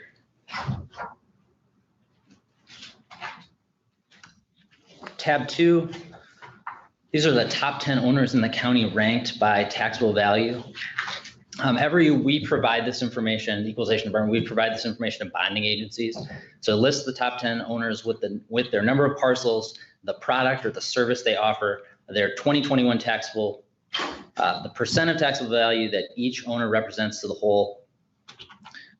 So for 2021, these top 10 represent 2.39% of the county's total taxable value. I mean, that's slightly down from 2.64% last year. But what you can see if you look through the products and services being offered and the owners, is that they're relatively stable but diverse. So 9 of these owners were on the list last year. West Bay Properties dropped off the list in 2021 to be replaced by Chesapeake Media. So the county's broad tax base results in minimal dependence on a group of or a single large taxpayer, major taxpayer, and these major taxpayers are part of the financial information that we pass to bonding agencies. If we turn to tab 3, this is the sheets under tab 3 are sort of miscellaneous statistics from across the county as a whole. So the first sheet is our top 10 SEVs by an individual parcel. Tom's Food Market is number 1. Previously, Celebrate Life Trust was number 1. If we turn to the second sheet, which is our top 10 taxable values by an individual parcel. So Celebrate Life Trust is just a private owner? Correct. So that's the parcels in Leland Township. It went to tribunal, and then the taxable value was reduced. Well, isn't Moretta also a private? Correct. Celebrate Life is new in the last couple of years, right?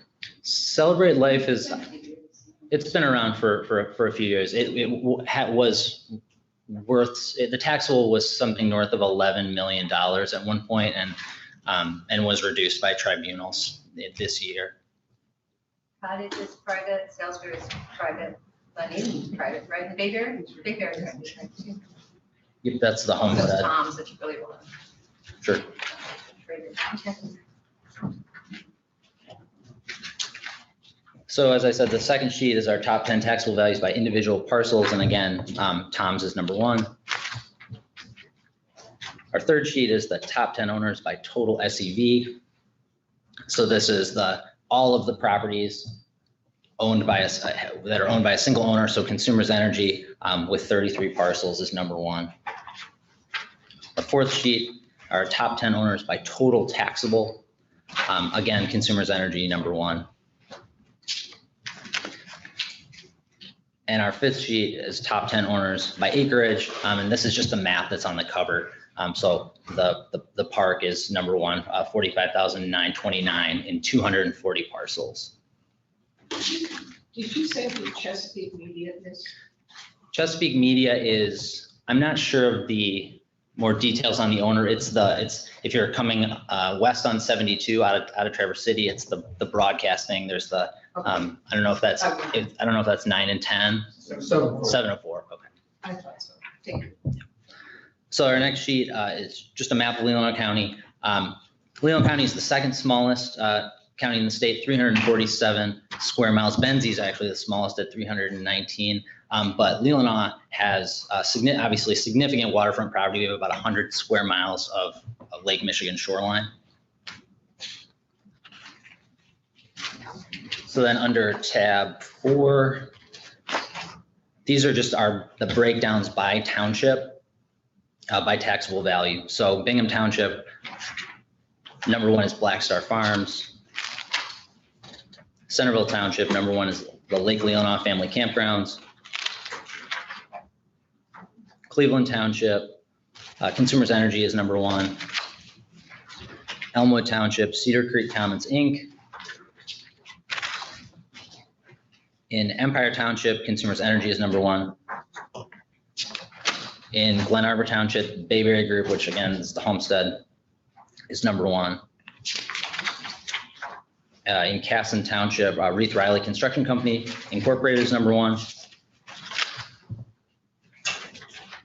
In Leelanau Township, Consumers Energy is number one. In Leland Township, Celebrate Life Trust is number one. In Solon Township, the Kenneth J. and Paulette Blackstone Trust is number one. And in Suttons Bay Township, Cherry Bay Orchards, Inc. is number one. So if we turn to tab 5, tab 5 is our top 10 owners by taxable value in the city of Traverse City, so that the annex, the Graylickville annex, and the number one in that area is Tom's. So we go to tab 6. This is just showing our top 10 owners by taxable value within each village. So within the village of Empire, Storm Hill Cottage Trust is our number one.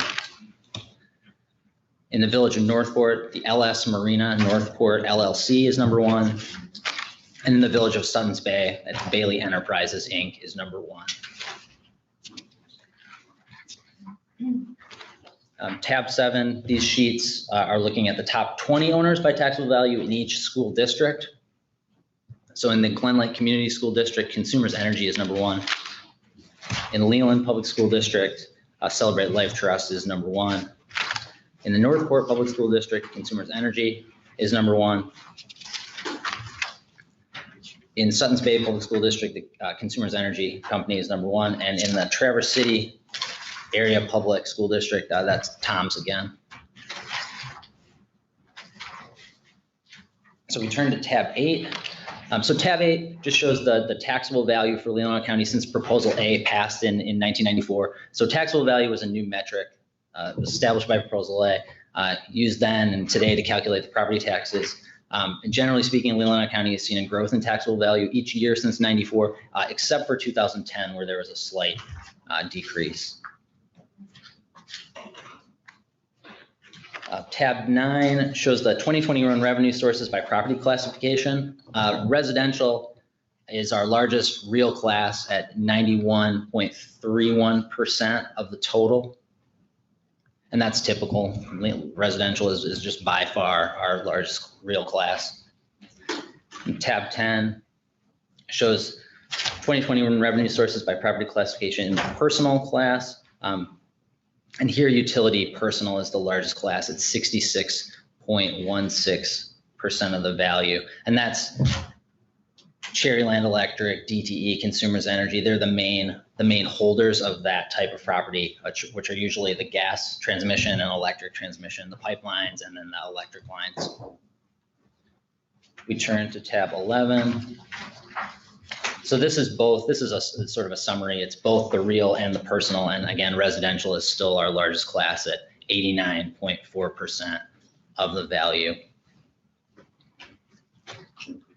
If we turn to tab 12, tab 12 is the map of our top 10 owners by taxable value. So it's just showing where they are located in the county. The taxable value for Consumers Energy, DTE, and Cherryland Rural Electric, it's mostly wrapped up in that personal property. So transmission systems for electricity, pipelines for gas, which is why those parcels, there's so few of those parcels shown on the map. That's why you don't see Cherryland, for example, showing up. So the documents in tab 13 deal with our exempt class, and this is sort of frequently overlooked because there aren't any taxes being generated on exempt properties, but about 27% of Leelanau County's land mass is off the tax rolls as a result of some sort of property exemption. The biggest exempt landowners are, as we already sort of looked at that other map, Sleeping Bear Dunes and then the state of Michigan. Oh, mostly by the Conservancy, correct? The Conservancy, correct. The Conservancy has, let's see, Right on the front page. Yeah, Conservancy, yeah. Yeah. Number Maybe three. not closely, about half.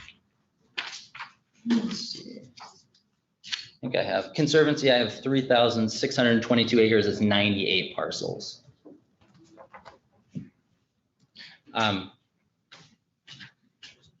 So in Michigan, the law has stated all property, real and personal, within the jurisdiction of the state, not expressly exempted, shall be subject to taxation.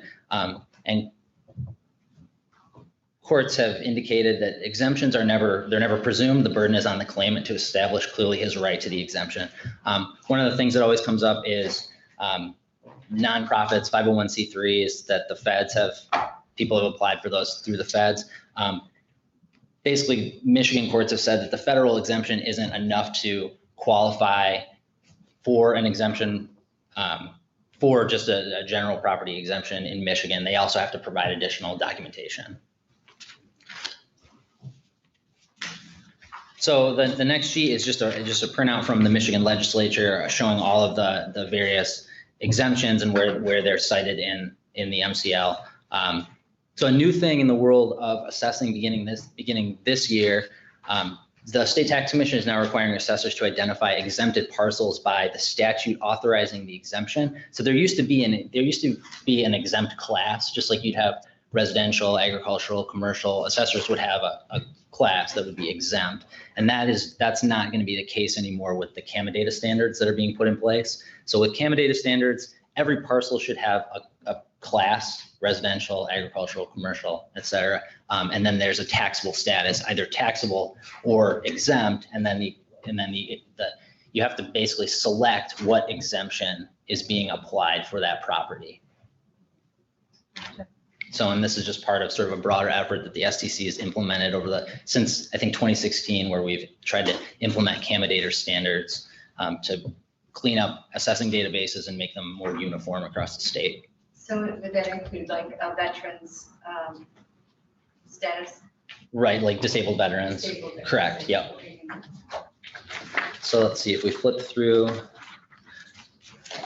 the Michigan legislature, we've included a sheet for the AMAR. The AMAR is the audit of minimum assessing requirements. The state of Michigan carries them out in each township every 5 years on a rolling basis. So the AMAR was last conducted in Leelanau County townships in 2020. And one question that the AMAR asks is, does the local unit have written procedures, including audit procedures, for determining how to grant real property exemptions or remove real property exemptions when the property no longer qualifies for the exemption, yes or no? So hopefully, now that all of our units have been through the AMAR, they have some sort of written procedure or some kind of documentation to ensure that they're getting those qualifying documents from exempt parcels. I'm sorry, did you call it AMAR? The AMAR, AMAR. correct. It's the audit of minimum assessing requirements.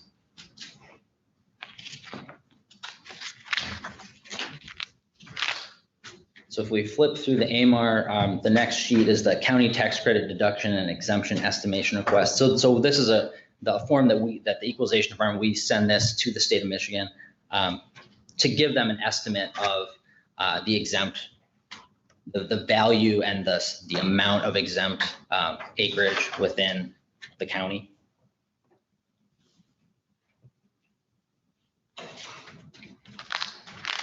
And then the next sheet in the packet is this is actually Traverse City's application for property tax exemption.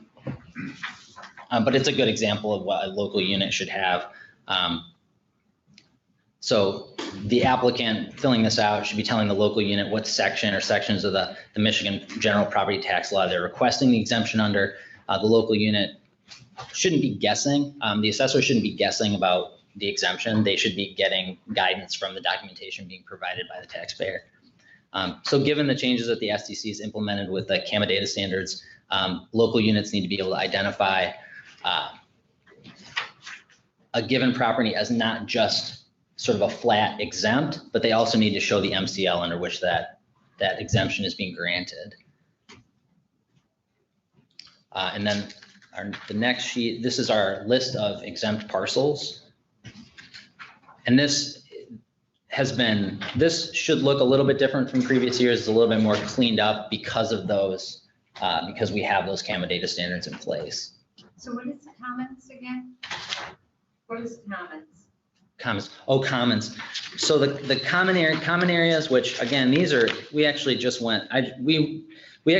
cleaned these up. We're waiting on the assessor to remove these. Common areas are like areas, and if you have like a site condo and you've got like a park or something that everyone sort of pays into, common areas are these will actually go away once they're dealt with by Glen Arbor. In the past, assessors have used common areas sort of to store documentation within the database, but common areas are not actually exempt. So I was just going to ask you why they were exempt. Correct, they're not. So typically what happens is common areas are sort of one of those things where the assessors in previous years have classified them as exempt because all the value has been taken off of them and sort of distributed to everyone. But it is distributed. Correct. They're saying the value is distributed to the association. Correct. So they're not actually, they may not carry any value on the actual parcel, but that value is distributed, right? So commons is something this is going to go away as the database gets cleaned up. Okay, thank you. Let's see. So our next. Patrick, I have a question. I got stuck back on the difference between 10 and 11.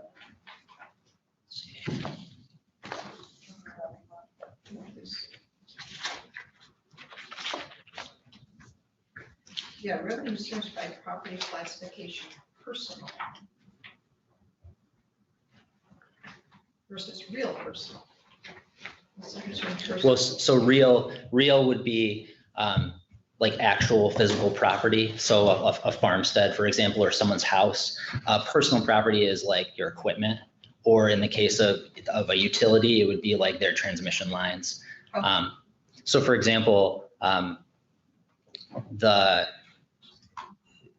in the industrial class in Leelanau County, we have the electrical substations, and the real property on that would be like the actual land itself, but the actual transmission lines are considered to be personal property by whichever company owns. Thank you. It's like any business out there that has desks, computers. Correct. Inventory or machinery, machinery, so on and so forth. Correct. Those owners not only pay property taxes on the property that their building sits on, they also pay personal property taxes on the assets that they purchase. Correct. That function in the day-to-day business. Correct. Yeah, depending on the size, I think the value of the property. How do I know? You know very well. All right. So if we move forward to the documents under tab 14. So this just shows where Leelanau County ranks in terms of taxable value among the 83 counties in Michigan for 2021. Leelanau County ranks 27th. We ranked 27th last year. If you go to the next sheet. How are we ranked? So it's ranked based on the total taxable value. Okay. So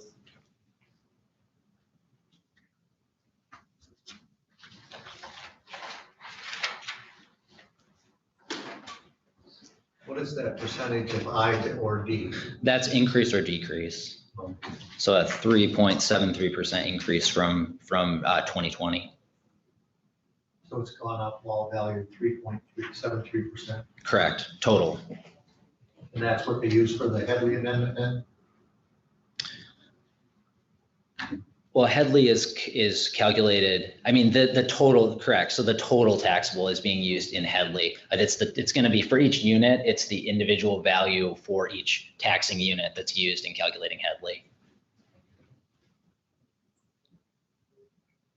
So for the county, for example, when we did the L4029, the rollback is calculated using the total of the total taxable of the county. But if you were looking at a township, it would be the total taxable of that unit. So that 3.73 isn't what they use on the total? I don't believe so. Okay. So, Andrew, we're ranked 27th out of Michigan counties. Correct. But our increase, our total taxable increase was at 3.7. Correct.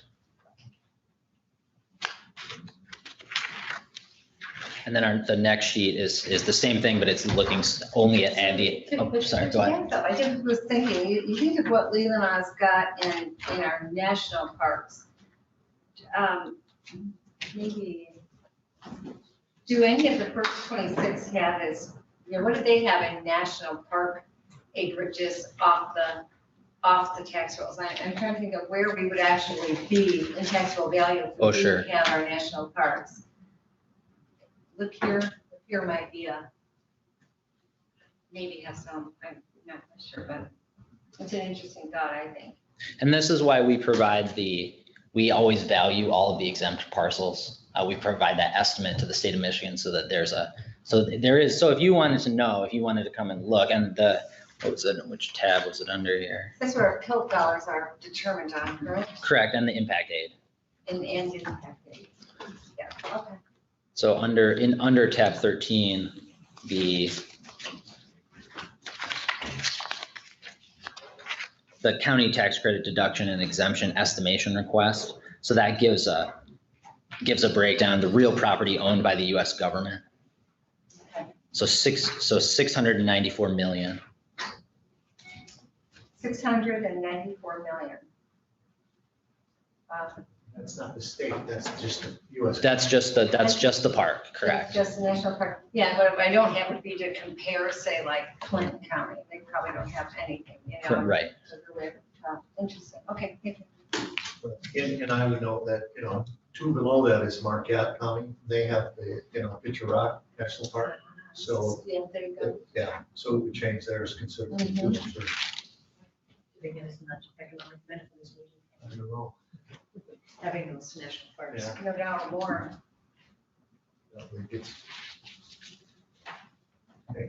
So our next sheet is the same. It's just the agricultural class. So we ranked 38th. That's up from 40th last year. In the commercial class, we ranked 36th, which was the same as last year. In the industrial class, 68th, which is the same as last year. So, can I ask you, industrial makes sense with our gravel industry, but commercial, is that, is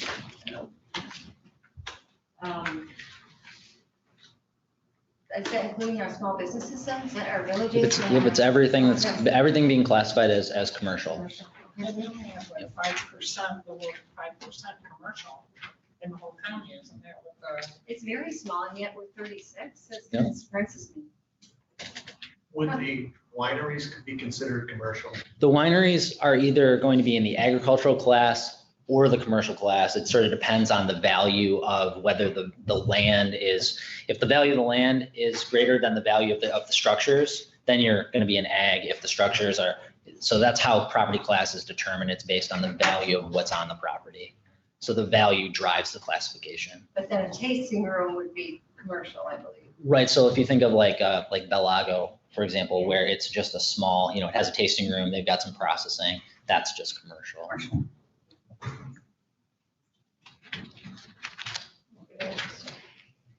And then finally, residential, 19th, and that's the same as 2020.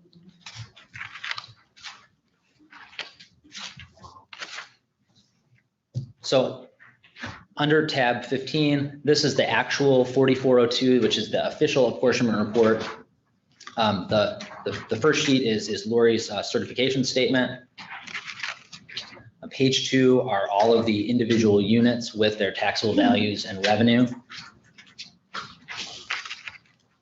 Page 3 are all of the authorities. 4 are the school districts. 5 is the intermediate school district. And then 6 is our homestead, non-homestead property tax rates by unit. And then page 7 is the qualifying special assessment millage. And again, there's going to be that November 2nd special election in Leland that may impact the millage rate in that township should voters approve the millage request. If that millage request fails, then this report will just be submitted to the state unaltered. But if the millage request passes, then I'll be back to you in November to get approval for that revision. And then once this is all finalized, once we've locked it in, it'll be posted to the county website, and then it's also available if you all have your own copies, but if you have constituents who want copies, it'll be on the website and then also in our office. So I had a question on your homestead, non-homestead. I was going through, we had seen some petitions. And I was surprised to see people that I thought lived in this county, but put it like a different address out of state. So they must be claiming homestead out of state and not in county, correct? Correct. I mean, you can have in the state of Michigan, you can only have one homestead. So if you're living in another state and you're claiming a homestead. Separate homestead out there? Correct. Not one in Michigan, or one in Michigan also, you can have 2 homesteads? You can only have one homestead. If you're in Michigan, you can only have one homestead. And as far as I'm aware, you can't have another homestead elsewhere, like in Florida, for example. So we get phone calls occasionally from whatever Florida's equivalent of the equalization department is down there, and they ask us, hey, does this person have a principal residence exemption in Michigan? And I'm assuming they're doing the same sort of checks like that the auditor does in the treasurer's department. Oh, it's a PR. Correct, the PRE audit, yeah. Okay. All right, interesting. Any other questions? This would be a roll call vote at the regular meeting. Right now, we'll just do a voice vote to move it forward. Motion. We do not. We need a vote. Commissioner Walker. I would recommend to the Board of Commissioners to approve the county apportionment report, the L 4402. All those in favor say aye. Aye. All those opposed, the same sign. Motion passes 7-0. Thank you for that. It's always well done. Thank you very much. Thank you. Thank you, it's very interesting. All right, so then this would bring us to the approval of the 2022 Appropriations Act resolution. Yeah, as you know, we started the budget process in June. I think we had 7 budget workshops throughout June, July, August, September.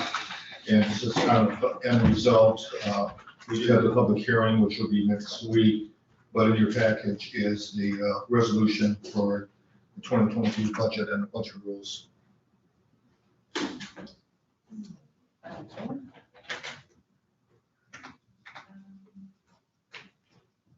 Yeah, I would recommend to the Board of Commissioners we move these forward to next week for approval. Support.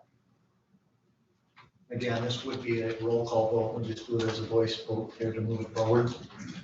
All those in favor say aye. Aye. We're just moving everything forward. Budget rules and the apportionment and resolution.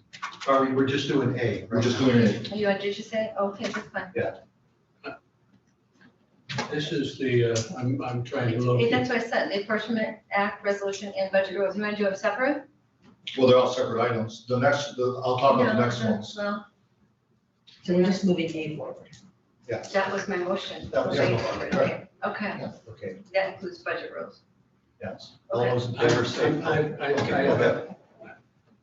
This is the inclusive one I talked to you about yesterday. This was involved in there. No, this is separate. This is separate. The budget rules and appropriation are completely So separate. we are just doing that very first one. Yes. Okay. This is A. Okay. Okay, everybody, any other questions or ask before all right, all those in favor say aye. Aye. All those opposed, the same sign. Motion passes 7-0. So then as we bring to the public hearing. Yes, as part of the budget process, you have to set up a public hearing. We are recommending, as we have done every year for many years, it'd be part of our budget meeting, or part of our regular meeting next Tuesday night. So we would start the regular meeting, adjourn at 7:15, have the public hearing, and then move forward with the meeting. We wouldn't adjourn, we would just. Recess. Recess, yes. Thank you for the correction. So it would probably interrupt public comment at that time. Just so we know that. We would do it afterwards. We can't do it beforehand. Okay. I just wanted to make clear, because usually we do it pretty close to whatever time it says. Yeah. So we'll just wait till after public comment. We can. It can't be done sooner, but it could be done after, if there is a large amount of public comment. All right, sounds good. So we have a motion to set up a public hearing. So moved. Support? Any questions? All those in favor say aye. Aye. All those opposed, the same sign. Motion passes 7-0. Okay, now on C, D, and E, you have several options. One, you can deal with these individually, as is in your budget packets, or if you wish to, you can do it in one motion, pass the resolution that was passed out this morning, that was emailed to all of you yesterday. The resolution covers items C, D, and E, but you do have the option of doing them separately. It is advice of our legal counsel and our auditors that you do officially establish these positions as part of the process. It's in the budget, the funds are in the budget, but since the finance and HR new positions, you do need to officially establish. And the issue is with the clerk stipend also. So you have two options. One is what's in the board package, separate motions, or you could do all three in the resolution. It's up to the seven of you to decide how you go forward. Yes, Commissioner. I'm uncomfortable taking action on these before a public hearing. You know, when we become commissioners, we hope to think that we leave the county better off when we leave than when we came. And we spent a lot of time talking about these positions, but we have not yet had an implementation plan. We have not yet had the cost impact analysis report. We have not yet talked about the clerk's role in the transition, or the deputy clerk's role in the transition. We have not yet heard from the administrator on the implementation plan. And I think it's too soon to take action on any one of these actions until we hear from the public, until we have an implementation plan. I contacted the administrator this week and said I had concern about the real cost. I had concern about the process. I had concern about how we were implementing. And I'm not trying to reverse everything that we spent the summer on. I know I was on the losing side on that argument, but I think until we hear from the public, we can't take action on these. And us voting on these today then tells the public we don't really care what you say during the budget hearing. So I would like to move these forward without taking action until after the public hearing. Because I believe we're moving on something that does not serve us well. We don't know the implementation plan. We don't know the true cost. We don't have any knowledge of the problems that we're creating in next year's audit cycle. We're sitting here with an administrator that's told us that he's going to be leaving sometime. We're sitting here saying to the clerk, we're taking your responsibility away. It's not the time to make major change without being very, very careful. So I think we can't take action on it until we have a plan. Now, if we want to have a plan by next week to take action on, let's do that.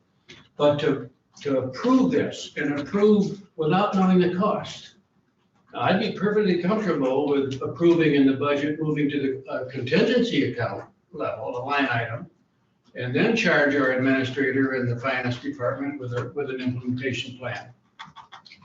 But whatever our attorney says, I need to say that it does not make any sense to me to take action without seeing how we're going to spend that money. So I would like to move that we move this forward, but don't take action until after the public hearing. I'll second. Okay, any other comments?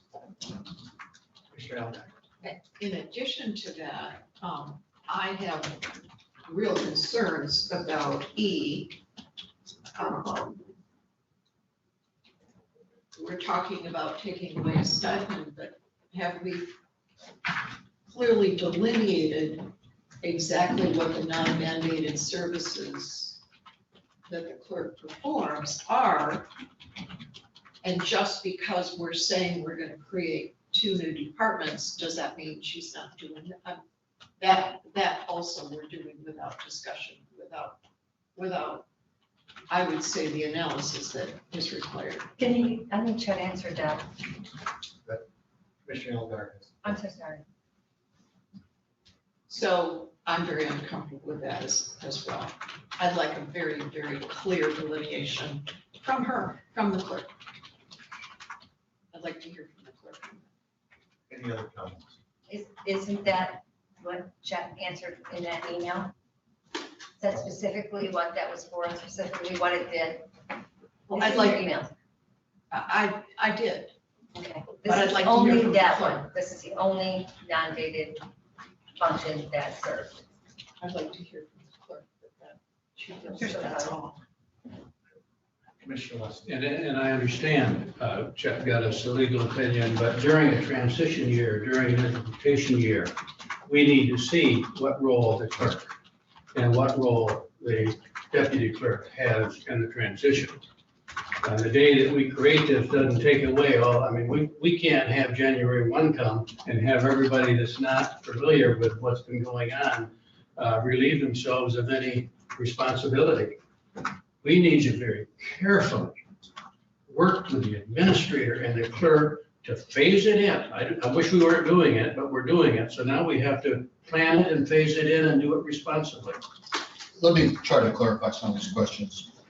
And obviously, this is a very emotional issue with strong opinions and so forth, but the majority of you have made a decision. It's my job to implement that. So by passing this, the money is in the budget. Jen has put the money in the budget for 2022, correct? Based on that was made in terms of salary and the benefits. So that's in the budget. It's advice of our legal counsel and our auditors that you pass a motion to create these positions effective January 1st. It doesn't mean they have to be filled January 1st. They can be filled upon successful going through the process, the postings, hiring, if there's a successful candidate. This gives you the legal option to go forward. In terms of the implementation, it will depend on if there is a successful candidate and when he or she could start the position. So it doesn't have to be January 1st. It just takes effect January 1st. We talked about different things with the HR, whether it be full-time or part-time. Part of it, I think Commissioner Robbins brought up, there may be interest in other townships and the units of government partnership with that. That would obviously we'd have to do that research to take place. This simply is a technical requirement that if you're gonna put the money in the 2022 budget, you should establish this position as of January 1st. It could be filled February 1st, it could be filled March 1st, it could be July 1st. It's just depending through the process. So I'm trying to take the politics out of it, but if you're gonna put it in the budget, you need to establish these positions. Also, in terms of the stipend, if you read the resolution, our attorney drew up, it would be upon successful transition. There's no specific date on that. The resolution does talk about establishing the job descriptions, duties, and so forth, going through the proper legal posting.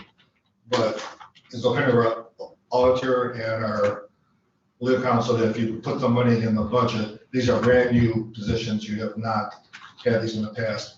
You do need to establish them officially to make it part of the budget process. Commissioner Lott. Well, actually, that's not all true. In fact, we may even say we're reestablishing the finance department because we did have a finance department. It's currently not in. Right, right. I just want to make that point. A question, because if we put the money in contingency, that amount, because, you know, as Commissioner Wessel said, the majority did want to move forward with this. But does that preclude the ability to move forward and create these positions? I mean, you know, when they're ready to go, yeah. If you're gonna create these positions, contingency is a general fund that can be used for major items. Right. If you specifically want these two positions, it should not be in the contingency fund. And I believe the majority of you decided this September not to put it in the contingency, not to put it in the contingency fund. So it's part of the budget for 2022. Okay, my other comment is, as I If you was. put in contingency, you have to take another vote to move it from contingency. Okay, thank you for the clarification. My other comment was that since I made the motion for the stipend, finance isn't the only non-mandatory function that the clerk does. She does a lot of others, including training and other kinds of things. So to remove it just based on changing the finance department doesn't necessarily have to occur. Because what we did was we were rewarding her for doing an outstanding job that in many ways with a lot of different things that were not necessarily part of the mandated responsibilities. The stipend is at the sole discretion of the board, whether you wish to continue or not. If you read the motion, it said I did. any or any duties. Once again, I'm trying to take the politics out of it, but if you read the motion and you got the legal opinion, it's up to the board. You don't have to take it away, but you do have that option. Exactly, and that was my point. But the discussion was all on the finance department. It was on the finance department. That's correct. But that is not what the motion says. It says for non-mandated services that are performed and or supervised, it will end upon the clerk ceasing to perform and or supervise any non-mandated services. It does not specify which services. We have to be very, very, very careful. But her request for that was for the overseeing of the finance department. So that was why. We're actually getting off Yes, the we are. subject here. I mean, the subject is, the motion is just to do it after the public hearing.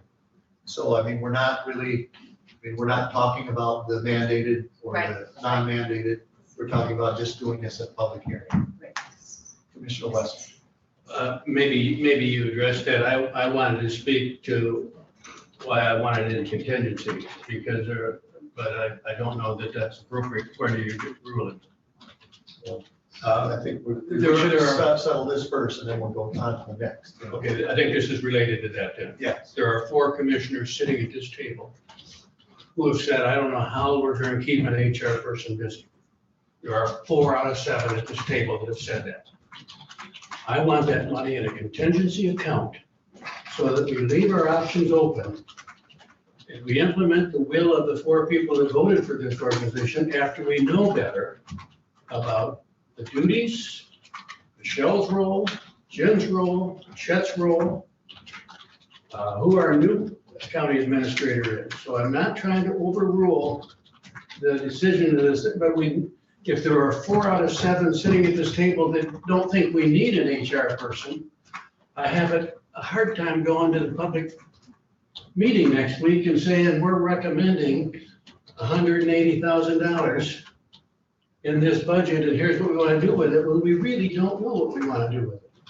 So that's why I want the public hearing, I want it in a contingency account, and then let's implement what this board decided to implement, but let's do it in a smart way, in a planned way, so that we can look at the voters and say, we haven't spent more of your money than we need to, but we think this is the plan that we want to do.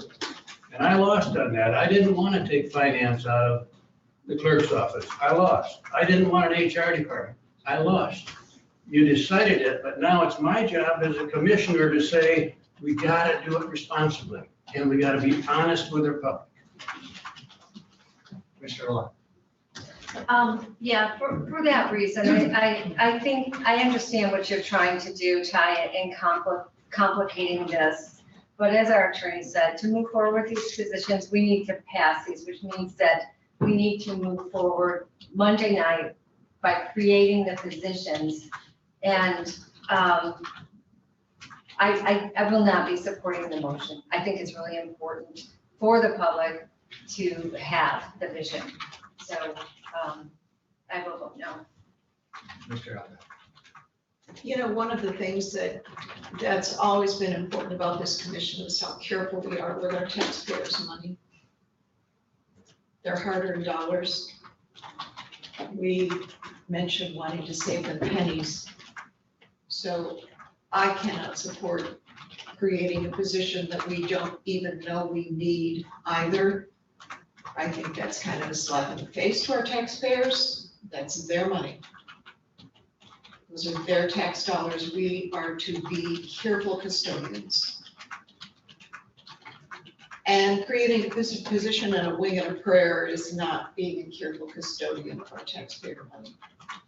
So I have objected to this process as well, but I sure object to putting money in the budget for a position we don't even know we need. Any other comments?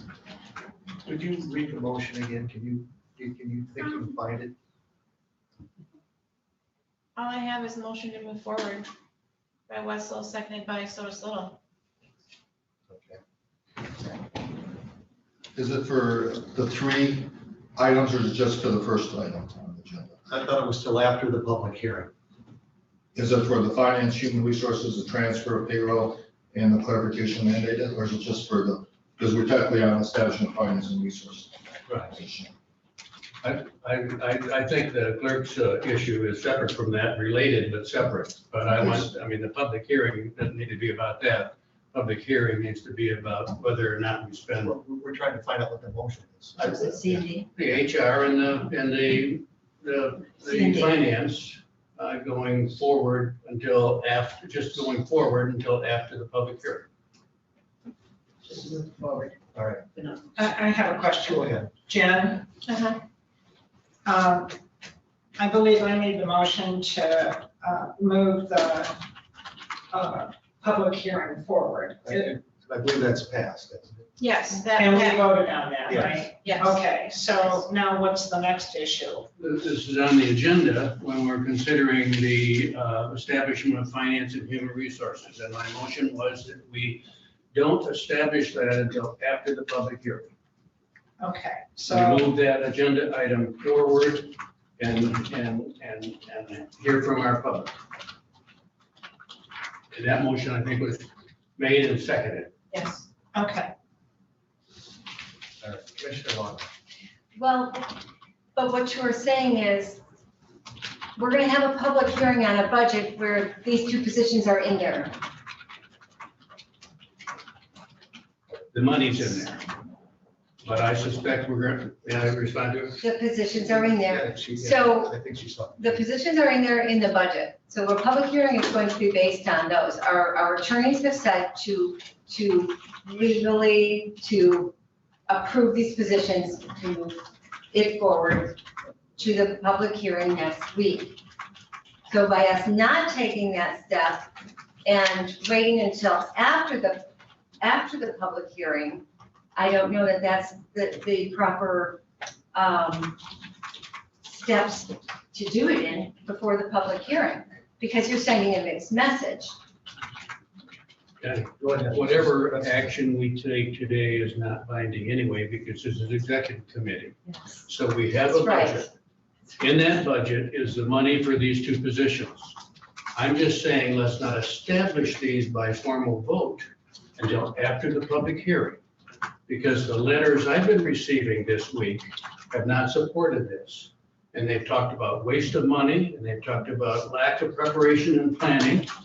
So I want to hear from the public before we take a vote to establish these two positions. So instead of approving the motion to establish them, I made a motion to move them forward until after the public hearing. And as Chet said, those first steps are in here. The first steps are in here. After the budget, then that is when the administrator is going to have to get busy with the timeline, et cetera. The actual descriptions, I mean, he's got it all in there. That is the plan. But, you know, as we've always discussed, or every time I brought it up and said, I don't think we should be voting if they don't count. If this is straw votes that do not count, moving it forward doesn't harm a thing. Since this will not be approved until our executive committee meeting. So even though it's in there, nothing is deferred, nothing is stopped. It's just simply moving it forward to our executive committee, which is post our budget hearing, when we have a chance to hear from the public what they think. And that's in keeping with our rules. I don't see a problem with that. I guess where I'm sitting, I'm looking at it. I can't hear you. Oh, sorry, Mr. Salinas. Where I'm sitting, listening to everybody go back and forth, what's the difference in what happened 2 weeks ago with the early childhood? We changed that vote the next week, so if we don't have to vote on your side. I mean, you have a motion out there, but it doesn't, we can change our vote either way. So what are we fighting over? I mean, since May 18th, I have not received one complaint from one citizen against this until this week. Where's everybody been during the budget? They've had opportunity to come for public comment, send me emails, phone calls. Not one until this week showed up on my computer. I just need to say, boy, there sure were a lot of meetings, there were a lot of emails over the summer, and they were addressed to everybody. I didn't get one. You can look at my computer, you can give it to Ron. A lot. All right, so this is just to move this forward to next week. All right, everybody understand that? And so let's just ask for a roll call here. Well, may I make a clarification? Sure. His motion is to move it forward to next week after the public hearing, which is the public hearing is before everything anyway, correct? I believe that's So correct. what this does then say is that we are not authorizing these positions, delaying the decision to authorize these positions until next week. That's what this motion is doing, because everything is after the public hearing next week. Right. It's a delay tactic. All right, so can we have a roll call, please?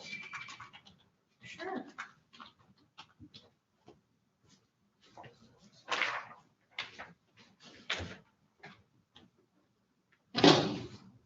Commissioner Wessel, Yes.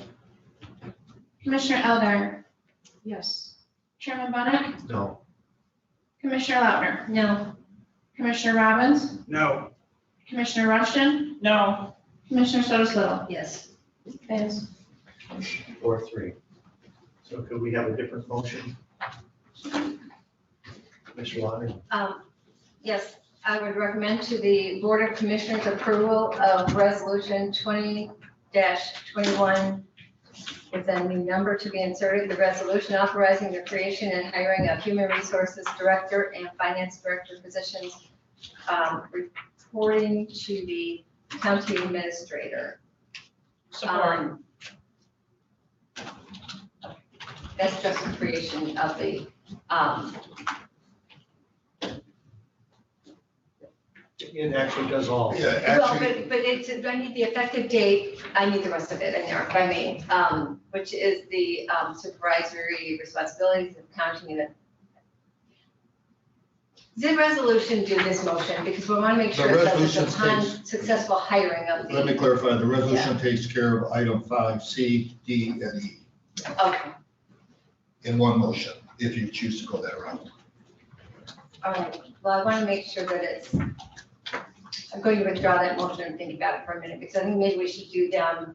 I want to make sure that we have this is all pending, successful hiring of those new positions. Which is that? Is that the resolution does? Mhm. Okay. Okay, the resolution sets up the deal to create these positions and then outlines the rest of the process in one motion. Commissioner Walker, is that, did you remove it or did you? no, I'm gonna, it's gonna stand. If we need to amend it, we can, but that's my motion. All right. For And approving seconded by resolution. Commissioner Rush. Okay. Did you want to speak to it? No, Commissioner Rush? Is it possible, I think the administrator said we could divide these up into 3 separate items.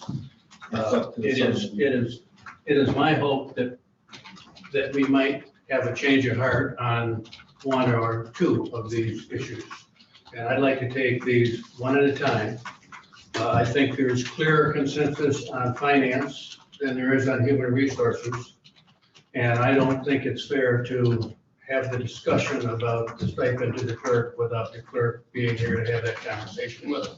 So I'd like to take these one at a time if we could. Mr. Chairman, point of order, there is a motion on the floor. Correct. Thank you.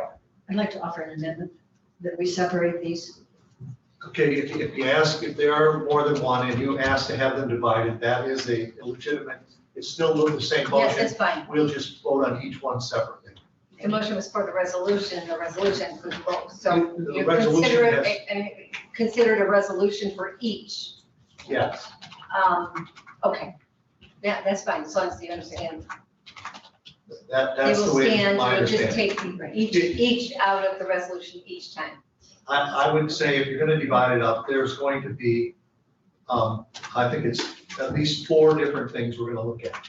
One would be the finance, one would be human resources, one would be the transferring of the accounting to the director, administrator, director position, and the other one would be for the stipend clarification for non-mandated services. So we'd have to do 4, does that, everybody understand that? 4 or 5 that way, but that's okay. Yeah, Whatever you think. so in the first vote, it would be for, let's say, the finance, do finance first.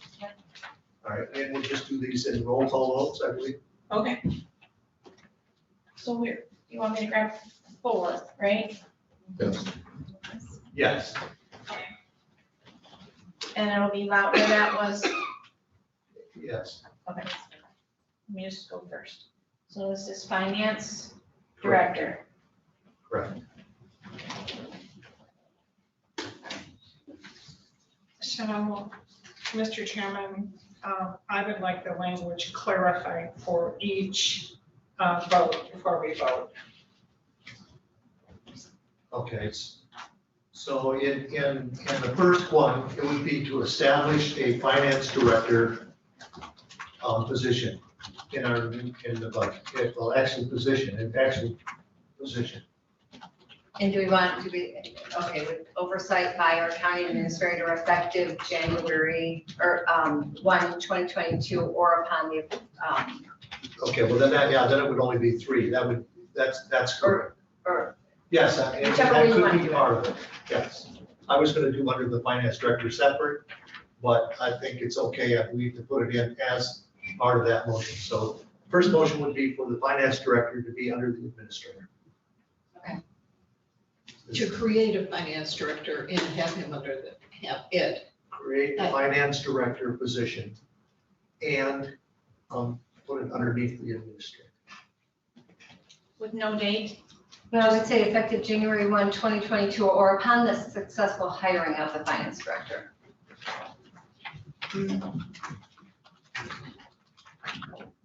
If I may offer some language. Well, I'm thinking it would be a resolution similar to this, it's just gonna be a separate one. We would do is use the same language and just make separate resolutions. I think that's what you're saying. Mr. Yes, Bonner, that's correct? what I'm trying to Yes. say. So for clarification, Yes. the motion will read something like the creation of the Human Resources Director position with department oversight and reporting to the county administrator effective January 1, 2022.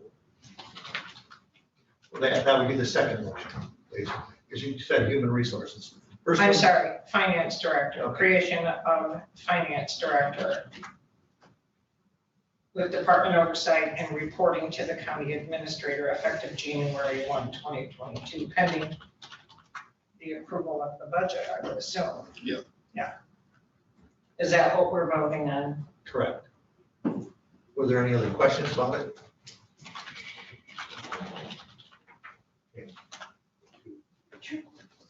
All right, finance director creation. Commissioner Lautner, Yes. Commissioner Robbins, Yes.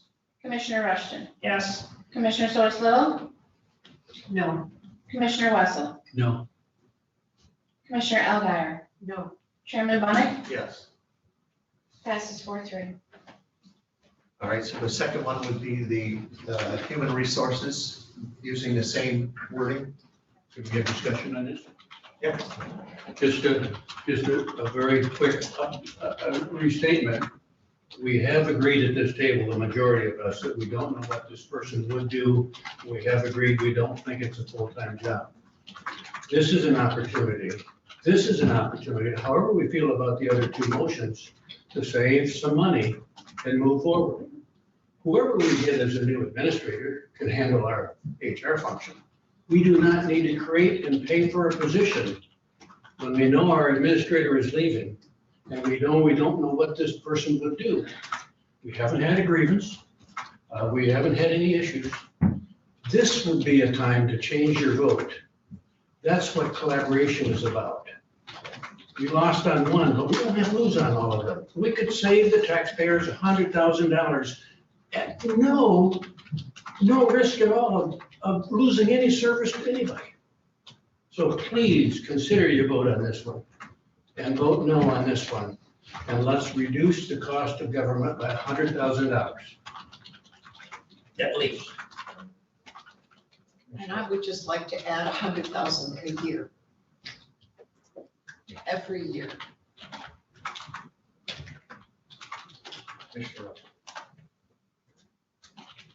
I can appreciate your concern in regards to this, but as we go out there and look for a new administrator, we're not guaranteed that we will have someone that has a strong suit in human resources. It's a very specialized area. I do not necessarily disagree that putting a full-time 5 days a week person on may be the answer. As you well know, I reached out to a service that could provide those skills to the board. It appears as though that was rejected. We have options. We can look at part-time in the building. We can look at partnering with other of our communities, our townships, who also find that they have the need for the services, but yet hiring full-time may not be something that they can budget towards. So there's an opportunity for partnerships there, which I think is a great idea. However, at this time, I encourage this board to vote for that human resources director. We need it on campus to support the people that work here in this environment. And as far as the cost, I think we have a lot of different avenues we can go down to support that. So I will be voting yes on this. Any other comments? We have roll call vote, please. Sure. And this is for human resources, stayed the same. Correct. Correct, create a human resources position with department oversight by the county administrator for 1/1. Oversight and reporting, please. Yep. Effective January 1, 2022. Commissioner Hopper, Yes. Commissioner Robbins, Yes. Commissioner Rushton, Yes. Commissioner Sotos Little, No. Commissioner Wessel, No. Commissioner Eldar, No. Chairman Bunnick. Yes. Motion passes 4-3. Thank you. So then this would bring the transfer, what would be, we've got that. So we would have the stipend clarification on the non-mandated service. Did you do the transfer? Transfer of accounting. Oh, okay. Skip that. Yes, I'm sorry. The transfer of accounting and payroll functions to the, I thought that was in her motion at the first part. Oh, I don't. On both of them. It's okay. Oh, okay, we'll just do it separate then. So this would be a transfer of accounting and payroll functions to the finance as well as to the finance director. Transfer of accounting and payroll functions to finance director position. Yes. Do you want anybody to speak or anything ready? Doesn't sound no. Deb has her hand up. Go ahead, Commissioner Rush. Me? Yes. Just let me thank you. I would recommend to the Board of Commissioners to. No, this, we already have the Yeah. motion. We're all set. Oh. The resolution was motion, then you're asked for revision, so this is a division of the vote. We're dividing it up. We're gonna do all three. Okay. Move to, No, you don't have to make any motion. It's already made. So, okay, it's a We've divided the division. motion It's a into division. 4 Do you have parts. amendment? It's a division of the question. Yes. I guess I'm not following it, so. The original resolution, as Bob has that in it, there was a request to vote on them separately, so that's why. So Mike divided the question so that. It's part of the original Okay. resolution. Yeah. Yes, you ready? Yeah. Okay. Commissioner Lautner? Oh, if I may ask, will that include oversight reporting to the administrator? Thank you. Okay. Okay. Commissioner Lautner? Yes. Commissioner Robbins? Yes. Commissioner Rushton? Yes. Commissioner Sotos Little? Commissioner Wessel? No. Commissioner Eldar? No. Chairman Bunnick? Yes. All right, then that brings us then for the final one would be on the stipend clarification. Commissioner Conlon. So reading this, it just says we're gonna clarify it. It doesn't say that we're taking any action or will take any necessary action. So if there are non-mandated activities that continue, No, if you look at the resolution, the last chapter, it does say remove. well, it says, The last. after further resolved. positions are filled, how about? Because I believe there are non-mandated duties that would not go with those positions. That's why we don't have clarification on all the non-mandated duties that are performed. And perhaps there are several that she does that won't be filled by these positions. We just don't know yet. So it's really premature to do a motion. We don't have the facts.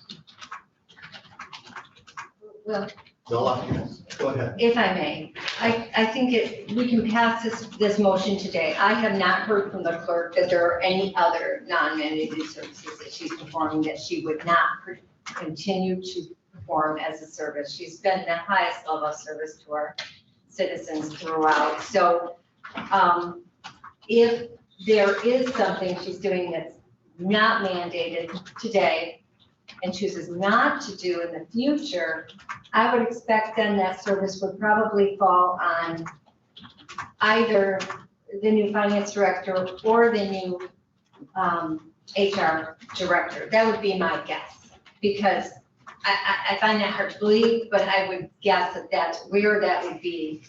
So I'm trying to think of anything else. I'm racking my brain to think of what else is not mandated that's being done now. So should that be the case, I think we can cover that bridge, or cross that bridge when we come to it. There's a significant amount that's being done that is not mandated. Training is one of the big things. There's no requirement that. Elections training. It is not required that she does what she does. It is not required that she. Please. It is not required that she also handle with the local units of government, their various resolutions and questions and all that she does, which is a huge amount of work that she does at the time. It is not required that she does passports. It's not required that she does weddings. And I can go on. So there are a lot of things. And if you do listen to the tape, when this discussion was had, it was not based solely on finances. The discussion was because of the busyness of the office and the many responsibilities, and including non-mandated and mandated responsibilities. So for that reason, I really can't support this at this time. Michelle. I just want to comment on the word guess that was used. I sure don't take away somebody's money guessing that probably everything's. Question? I believe we all appreciate that the clerk sets herself apart and goes outside her job mandated duties. But when we start rewarding, it was my understanding, the whole premise of the increase was because of the finance and the HR responsibilities that the clerk had. When we start passing out stipends for what we thought was a specific job over and above her office duties.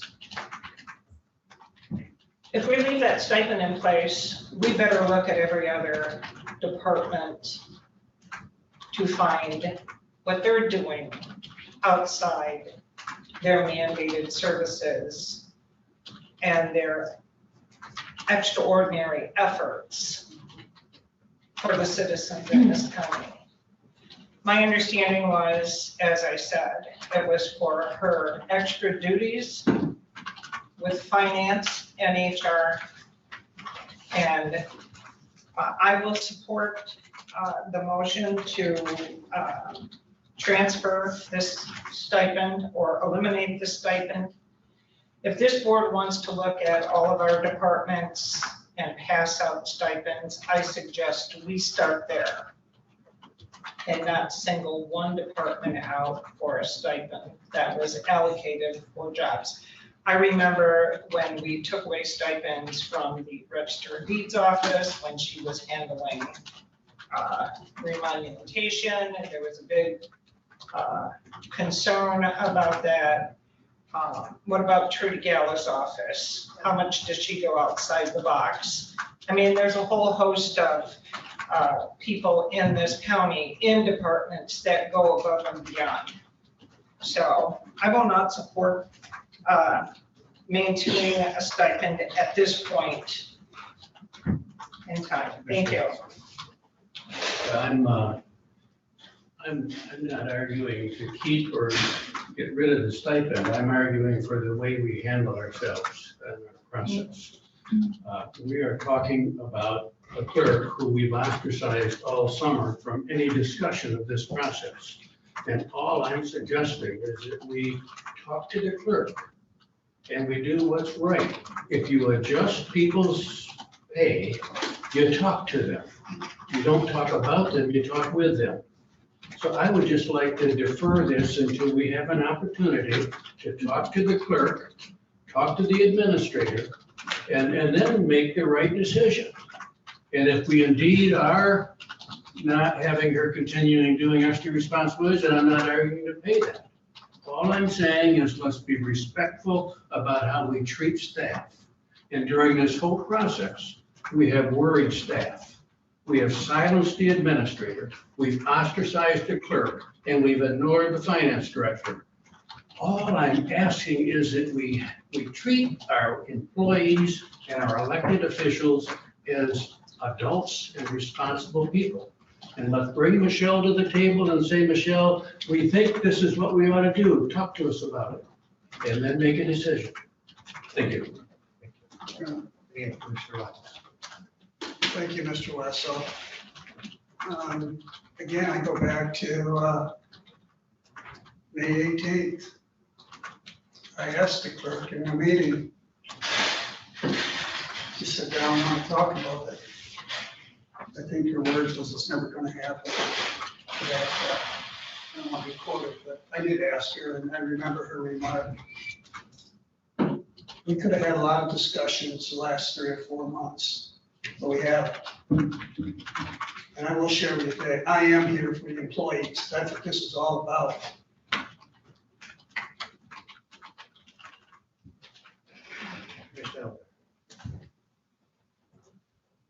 I'm glad you're here for the employees. However, if I was an employee and people were making changes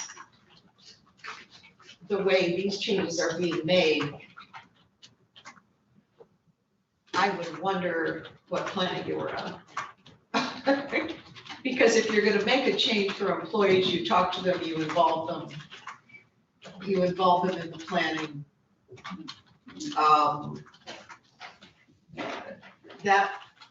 Those two statements, I'm sorry, that statement's rattling around in my brain. We still haven't heard from the clerk. Can we put that in? How can we do that? How do we know? Because this motion just says nothing about what these services are. This motion for non-mandated services that are performed and or supervised, period. It doesn't say what kind, what they're for. There's no delineation here. There's no specificity.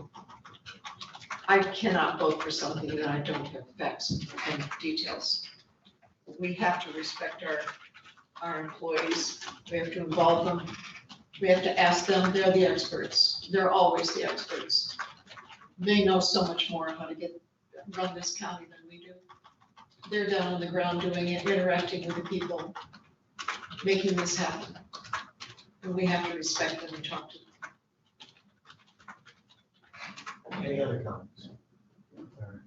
We have a vote, please. Commissioner Lautner? Yes. Oh, sorry. If you want to speak. I wanted a clarification. This is according to the resolution. Yeah, this is the stipend care plan clarification for the non-mandated services as presented in the resolution. Okay. Sorry, I didn't see it. Go ahead. Commissioner Lautner? Yes. Commissioner Robbins? Yes. Commissioner Rushton? Yes. Commissioner Source Little? No. Commissioner Wessel? No. Commissioner Alguier? No. Chairman Bennett? Yes. Motion passes 4-3. So then that would bring us to county clerk, non-union uniform gun allowance request. You want to take a break? Okay. Let's take a break till 12 o'clock. Is that be all right? That's fine. That's master.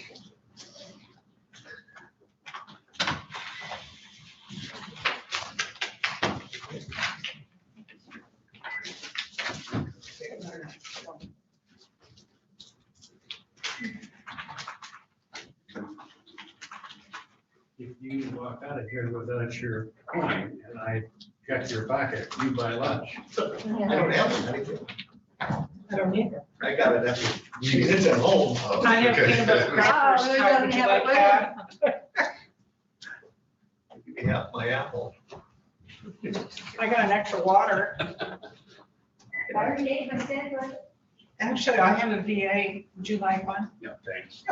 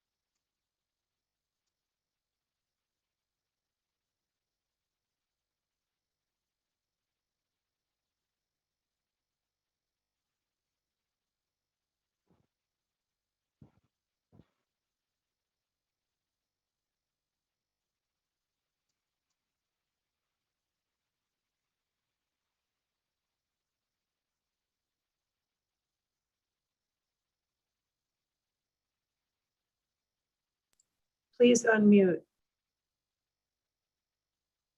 All right, the call's back to order. And Jen can answer any questions about the gun allowance, or Okay. a quick update if you like. We do this every year. We're on, what page is it?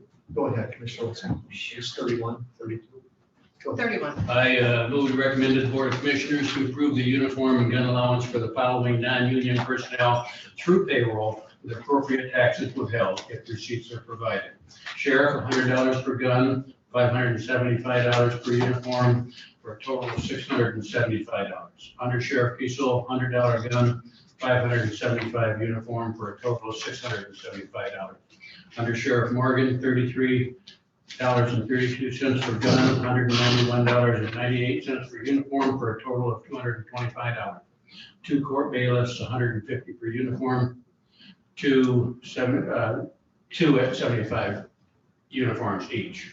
Expenses to come from 101-225-301-703-742-000. Second. Marine deputies, senior officer at $150, and 3 junior officers for a total of $300. Expenses to come from account ending in -742-000. Can I second now? Second. Okay, all those in favor say aye. Aye. All those opposed, the same sign. Motion passes 7-0. Can I just ask, I know this is, Could have just said as this is above. why are the uniforms so much less? They prorated him because he retired. Is he retired? Oh, He only worked here 2 months this year, so he got prorated. oh, okay. Thank you. All right, then that brings us to the American Rescue Plan. Yeah, we discussed that we would hold off having any discussion on this until after we complete the budget process. And so assuming we'll complete that next Tuesday, so I'm thinking either today or if you come next Tuesday with your calendars, we can set a date. We agreed verbally to have a special meeting at some point to discuss this. So I don't know if you have a chance to look at your calendars, for any suggested dates, either today or next Tuesday. Don't we want to move this resolution forward? Well, that's the next topic. Oh, I'm on 80. Do we have Oh, our calendars? Because the sooner in the month we do it. Do we That's have up. our calendars? Well, if I'm asking. I have mine. Does everyone have theirs? Because the sooner we do it, the better. The 19th? Tuesday, the 19th, which is our regular meeting day usually. Morning, afternoon, or? I can't do the 19th. Wait a minute. I have a lot of stuff. There's a housing summit on the 19th. Yeah, there is, to the 21st. I think it's to the 21st. I'm just trying to check. I really, I don't have all my dates in. I've got some feelers out there for some other boards that I'm on for some special meetings. So I would really kind of like to do this next week. Yeah. I'll have more information. So just bring your calendars next Tuesday and Yeah, we'll I appreciate finalize that. the date. Definitely, good. All right. And so then there's the draft resolution, setting the funds. As part of that is a suggested resolution in your board package and a list of 4 priorities for the funding. And they are exactly right from the guidelines. Public health, I won't read the whole thing, but it's public health, economic impact, government service, the reduction of revenue, and investment in water, sewer, and broadband as our 4 priorities. Commissioner. I move to recommend the Board of Commissioners adopt the resolution accepting U.S. Department of Treasury, state and local COVID fiscal recovery American Rescue Plan funds as presented. Second. I have a question on that. Yes. These are targeted areas, right? But does that mean we can go outside the scope of those areas? Well, yes and no. That's a good question. If you look on your book that I passed out, every penny that allocated has to fit one of the criteria listed in the books here. Okay. So this will help, and we have this discussion as you have a special meeting, but if you look in the book, it outlines the categories and then it gives you subcategories within the major categories. So if you look at the 4 categories, that are in the resolutions, your manual has subcategories within those resolutions, within those categories. So once you do a report, we have to identify which one of these criteria it fits under. Well, that's, by passing this resolution, that does not restrict us to those 4 categories. If there are other categories out there The other that are acceptable under the other category is employee extra compensation. Okay.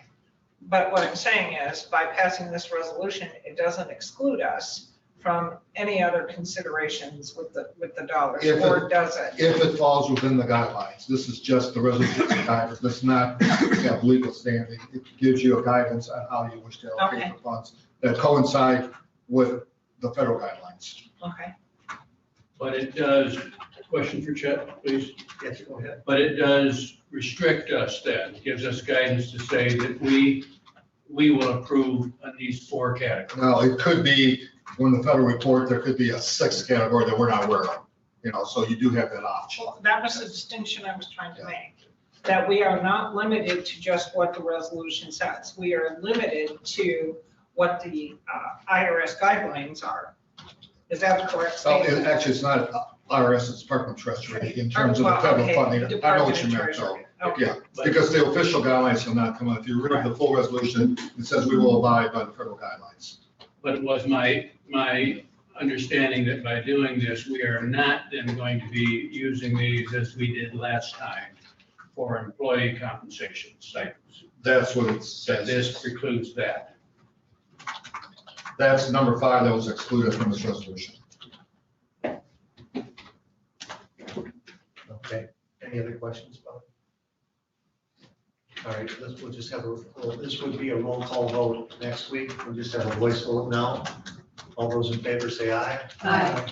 All those opposed, the same sign. Aye. The motion passes 6-1. I think it was 2 noes. No? Oh, okay. I don't think, I did sorry. not hear 2 no's.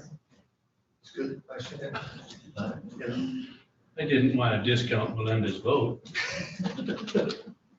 It was just allowed one. Yeah. Okay, so number 8 then is Commissioner Sotosloo. Did you want to speak to this? I do, and I wanted to share a motion for discussion.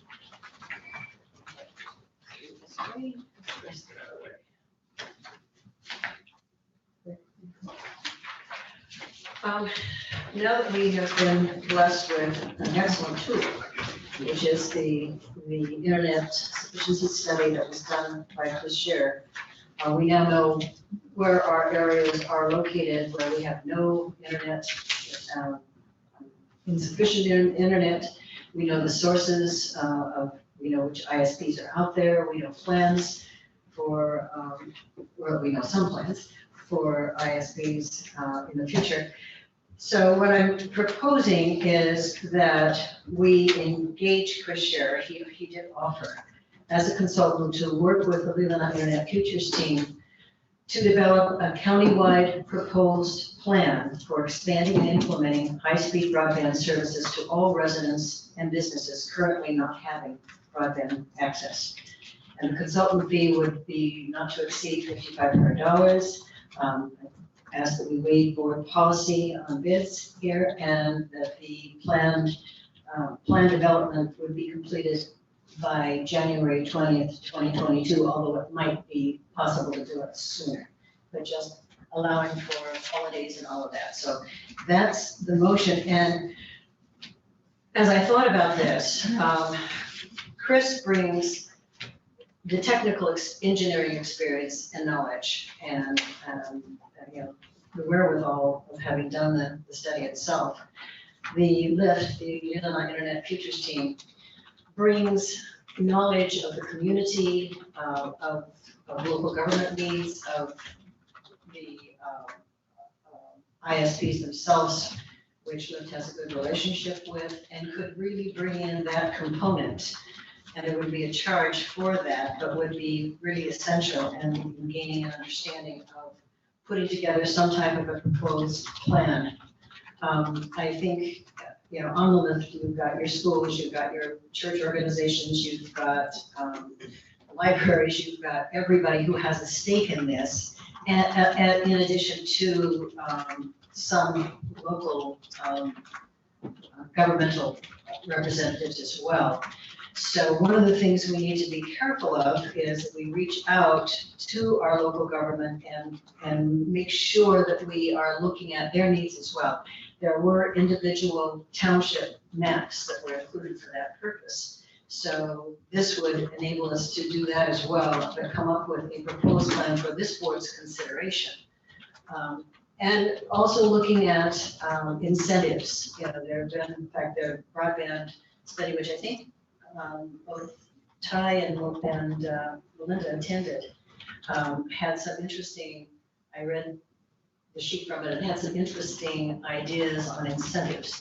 But there are probably a number of things we could do, but before we commit any dollars, and I'm not proposing that we use the ARP dollars for this in total, because I know there are a lot of interesting projects in that, but I'm just saying there's a lot of dollars coming down the pike for infrastructure, and that if we are ready with a solid plan of how to approach, we will be much more successful in our ability to actually utilize funding that comes our way, plus whatever amount this board deems is appropriate for, you know, plowing into the fund itself. So that was my motion for discussion. I just didn't want to see it left undone on the table. Commissioner Rush. I have a couple questions if I may ask Commissioner Soslow. Well, do we have a motion on the floor? No. I moved it. Okay, I'll second. Okay, so now we'll start. And did you already spoke? I spoke to it, yeah. Commissioner Rush. Clarification. Yes. Chris, I know you know most of these people a little bit more intimately than the rest of the board, but for clarification, was that the gentleman who came before us? Yes. Him and his wife? Yes. Thank you.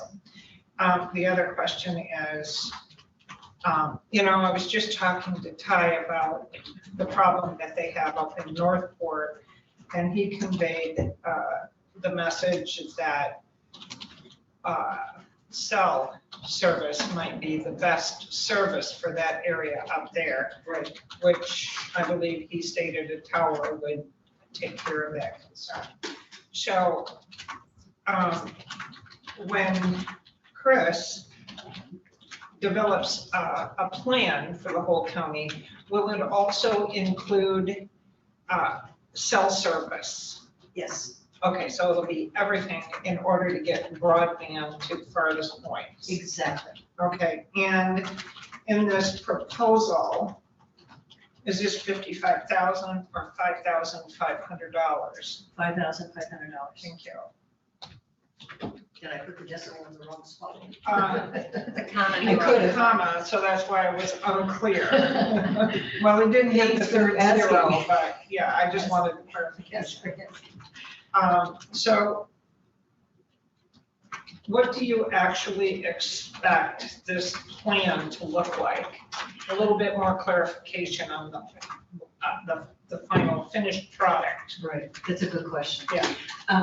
We know, we have an awful lot of information now, you know, in terms of not just what sources are out there and the speeds that those services are being operated on by parcel, which is enormously helpful. But we also know the plans of some of our internet service provider and our backhaul, or you might call our main providers, what they're doing. For instance, the Grand Traverse Band, we know their plans, we know where they've been, we know where they have fiber, we know what Cherry Capital Connection is doing over in Gills Pier. We know about the RDOF, we know that right now Charter is over in the Glen Arbor Empire area. So we have enough information to try to approach the different providers and see if we can talk with them about getting together a plan so that, you know, everybody's gonna, well, I take that back. Many people will want fiber, but fixed wireless is an excellent alternative. So if we can make sure that people have a usable quality form of high speed, whether it's right now helping them tap into the fixed wireless that would be available while they wait for fiber, or people who can have fiber. But we've got all that information, and on the county, we have a lot of other information too, in terms of utility lines and other types of fiber and information that's already in our county. So I think we can put together a plan and try to work with the middle mile or backhaul, if you wish to call it that way, and the final mile providers to come up with a suggestion of covering the entire county as quickly as possible. So we don't have to wait 4 or 5 years to have everybody have fiber. We've got decent, usable, high-speed internet right away. And that whole decision then comes back to Matt and Ron to try to do due diligence and put it together. It's not precluding, these are just discussions that would happen. My other question is, I believe you made the statement that this would not come out of ARP money. I said a portion of it that's up to this board. Okay, but the question I have is, it would qualify under the ARP dollars. Yes, it does. And if we do, this is a question maybe for the administrator, if we do move forward with the plan and allocate the funds out of general fund, is that something that we can recover under ARP funds? Yeah, I'm sure this will be eligible for our funding. If you're gonna do it, at work with Jen, you can make, and actually, 2 clarification on motion is 1, what funding source? And I assume when you say engage with Chris, sure, it's with his company, not with him individually. Yes. So it would be the name of this. DSC Technologies. Okay, I just want to clarify that because Good point. you don't want it with the individual. I didn't No, think no. you wanted it with. So you have to clarify whether you want to use ARP funds or general fund dollars. Commissioner Elder. I think this is forward thinking because there is going to be a lot of money coming down the pipe. And I like the idea that we'll be ready, that we know exactly what we need. I also like the fact that you're minimizing the cost for this by using people who, Krishar, as he said, drove down every road in this county. And Lyft has been deep in this for what, 3 or 4 years. So I think this is a pretty amazingly low cost. So I'm really glad that. Commissioner Watt. Yes, thank you.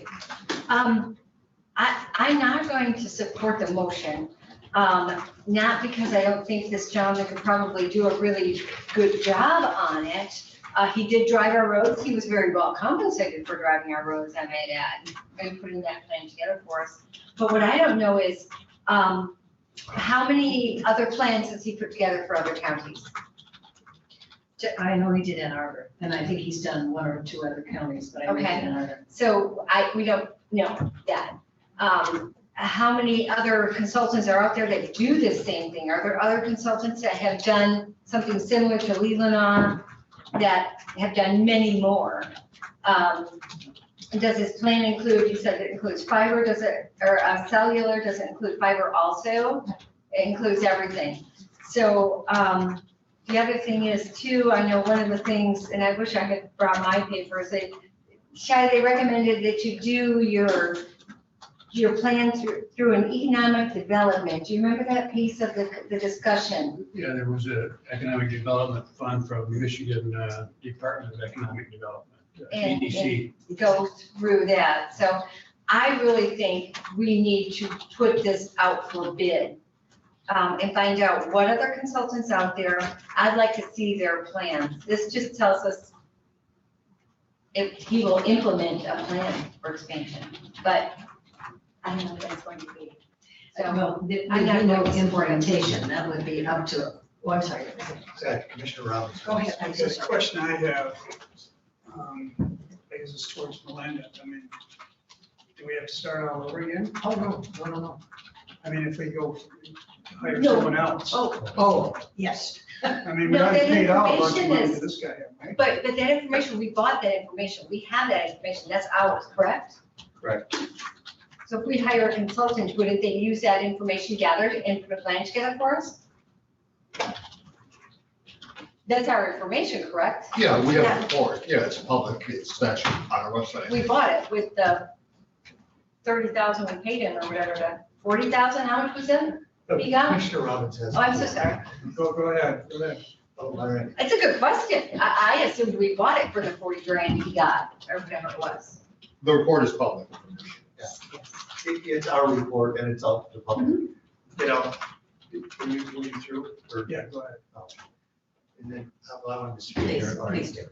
I mean, I think this is a great idea. I really was wondering why, when we first came here, we hadn't done this initially to move it along. So I'm really happy that we're gonna, I hope this passes myself. I'll support it because I think we need to keep moving this forward, not just sit on this information and I mean, we've got the ARP money, we've got to be able to use it so it benefits this county for more than one generation.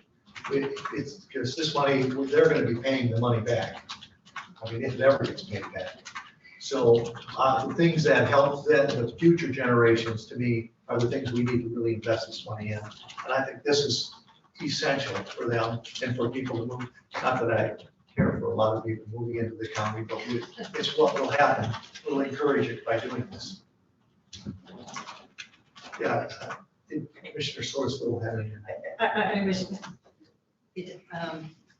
yes, we own the data. Ms. Scherer, in addition to driving, talked with many people. He did talk with all of the ISPs, so he has a really solid understanding of where we are, who's here. And that's why I was suggesting putting him together with Lift, who can bring all the other pieces and save some money by doing some of the legwork out into the communities. So whoever, well, that's all I really. Yeah, Commissioner Rushing had. Yeah, I'd like to go back and revisit the brief conversation we had on the economic development funds that may be available out there as well. And I think it would be important for us to look at all the avenues that we have for support. And has there been any inquiry as to how how we go about participating in the funds that are available? I don't disagree with Commissioner Lautner about bids.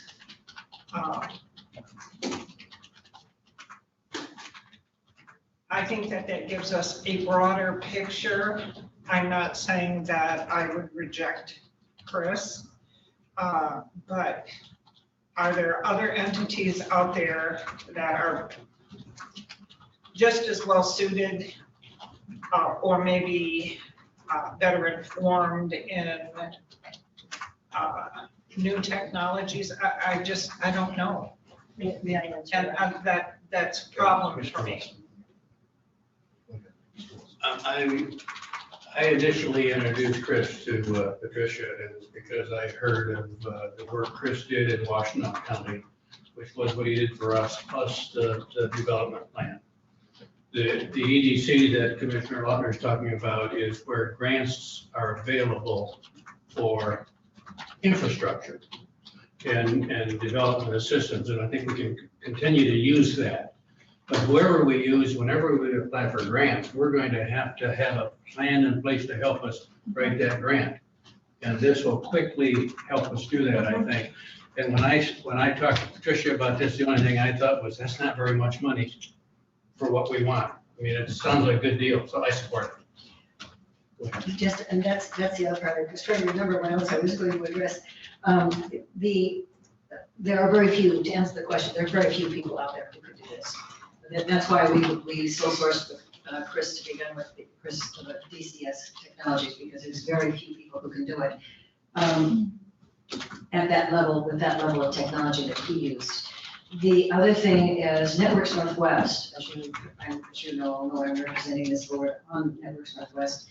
They were asking for different counties to come together to do just exactly what we've done. And part of the Economic Development Corporation grants would fund that. And they were trying to get other counties to band together so that they would have enough interest to try to bring in, and they were looking at Chris Shearer's company, to be able to do this type of analysis. So there aren't a lot of people out there, but we're kind of light years ahead of the rest of our, for the majority of our counties, because we've already done this piece and we've got that information. So it's not just how do we utilize it. So if I may ask, have you looked at anybody else to do what Chris did? You went on Ty's recommendation.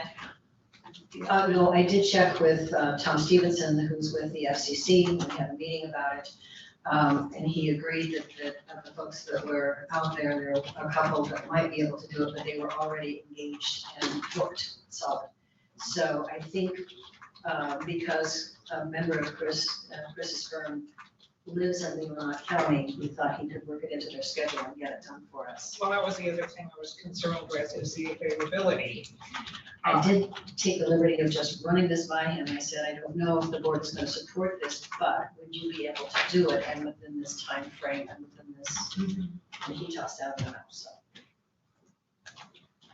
Any other questions? I can just say, I will support this today.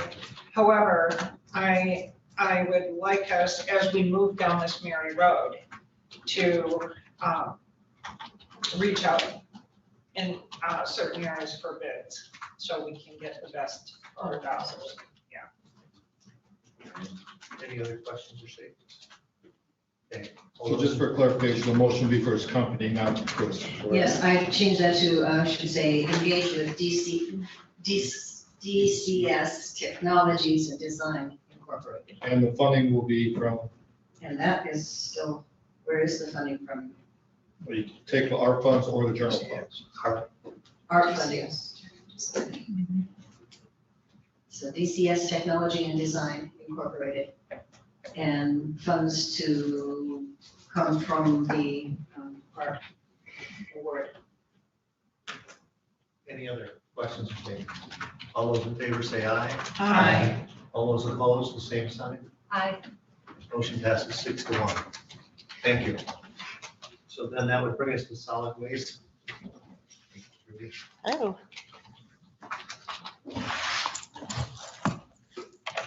Okay, I wanted to start just by going back briefly to the November 3rd, 2020 general election. At that time, we did the 10-year renewal request on the recycling fee. And according to the act, it has to be 10 years when we do the renewal. And we had asked for up to $35 for the fee to be approved. The approval rating was 81% average across the county. The low was 76% and the high was 88%, which was an increase from the 2010 favorability for that. At this time, we don't have any requests to increase that fee because we have a healthy balance, even with some of the proposed increased costs that we're looking at in the next few months. So the first request I have for you today is, these are from the Solid Waste Council, is a proposed increase for consideration for the annual lease payment for all of the recycling sites. And on page 33 of your agenda packet shows that request. It was unanimously recommended by the Solid Waste Council. And I've listed the reasons here for the increase, including that the amounts we were paying prior to establishing the current rate of $1,250 a year for each site. We were paying $1,800 a year on one site that we were leasing and $2,400 a year on a different site. There has been no increase in the lease payment in the last 9 years. I have heard from several of the site hosts that that does not cover their cost, even just for snow plowing. And as an example, Sutton's Bay School, they're proposing a new location on their campus, and they have estimated their snow plowing alone will be about $2,500. The budget, Fund 230, has adequate funds to support this increase, and nearly 70% of the annual budget is for recycling. The lease payments account for 2.5% of our annual budget. So if this is increased, it will account for about 8% of our annual budget. And finally, the Solid Waste Council stressed that they didn't want to lose any of these sites. It's just too expensive. It's too time consuming to try to find new locations as compared to paying an increase in the lease. And they thought that perhaps an increase in the lease would help a site host and help us maintain those sites.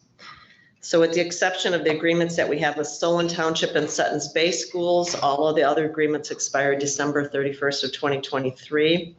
Peshabi Town is also offered this lease payment, but they have not taken it in the past. They've used it as a contribution into our program. Our contract with recycling services with American Waste allows for 10 sites in the county. So if we were to estimate that we had all 10 in place at $3,600 a year, which is what is being recommended, we would have $36,000 a year for lease payments, or 8% of the total annual budget. So it is an increase.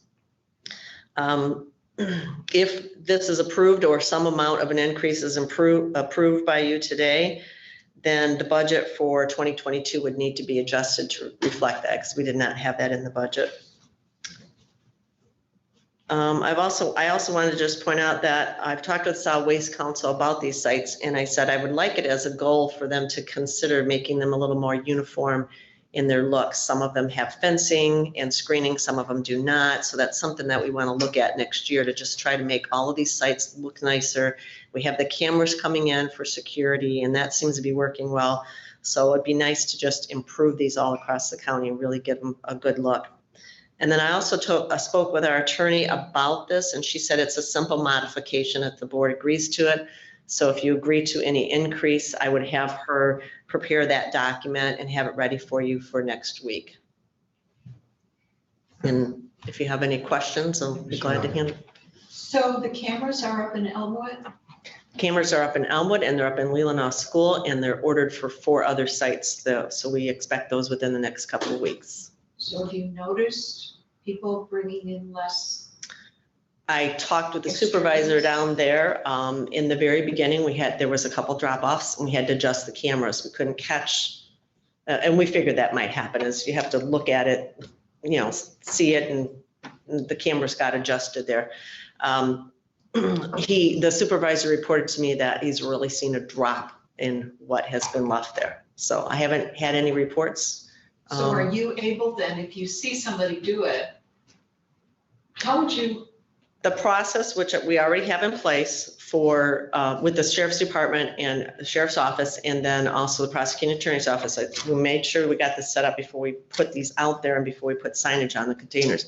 So the process is to grab the piece of film where we can see the car coming in, we've got the license plate, we can see what they've dropped off, goes to the sheriff's office, they can ticket, and then it goes to the prosecuting attorney's office.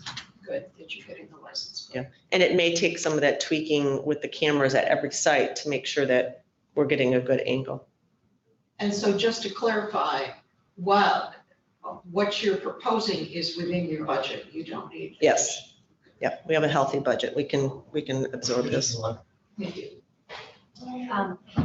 Not a moment too soon on the Solon side. I understand there was a whole bunch more junk left, ironing boards and some other stuff left at Solon again last week. Yep, I was notified of that, and I told them those cameras are on their way. Yes, can't wait.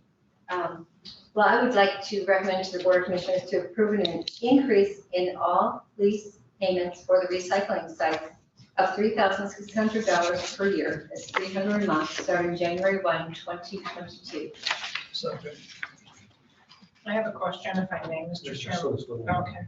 I was going to make an amendment, but before I do, Trudy, if I were to raise the amount to $5,000, because I know what a struggle it's been just working with 2 of them, 5,000 gives them a little bit extra room for getting someone to clean up the area and do these kinds of things. Is that would be 50,000, looking at 10 sites rather than 3,600, it'd be 36,000, it'd be 50,000. Can your budget support that?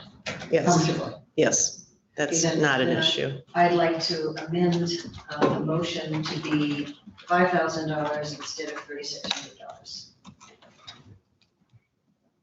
Can I? Is there a We don't second? have a second, so. Oh, second. Oh. Because I have a question. Yeah, well, Commissioner Rushton was next. Okay.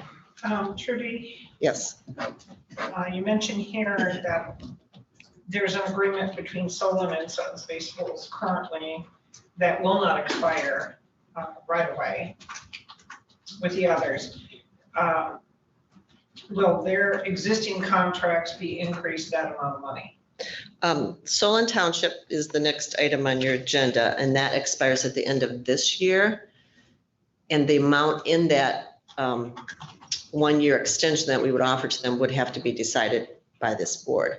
Sutton's Bay School gave us the termination notice. That's also on your agenda today to ask for a longer time period, so we can try to work that out.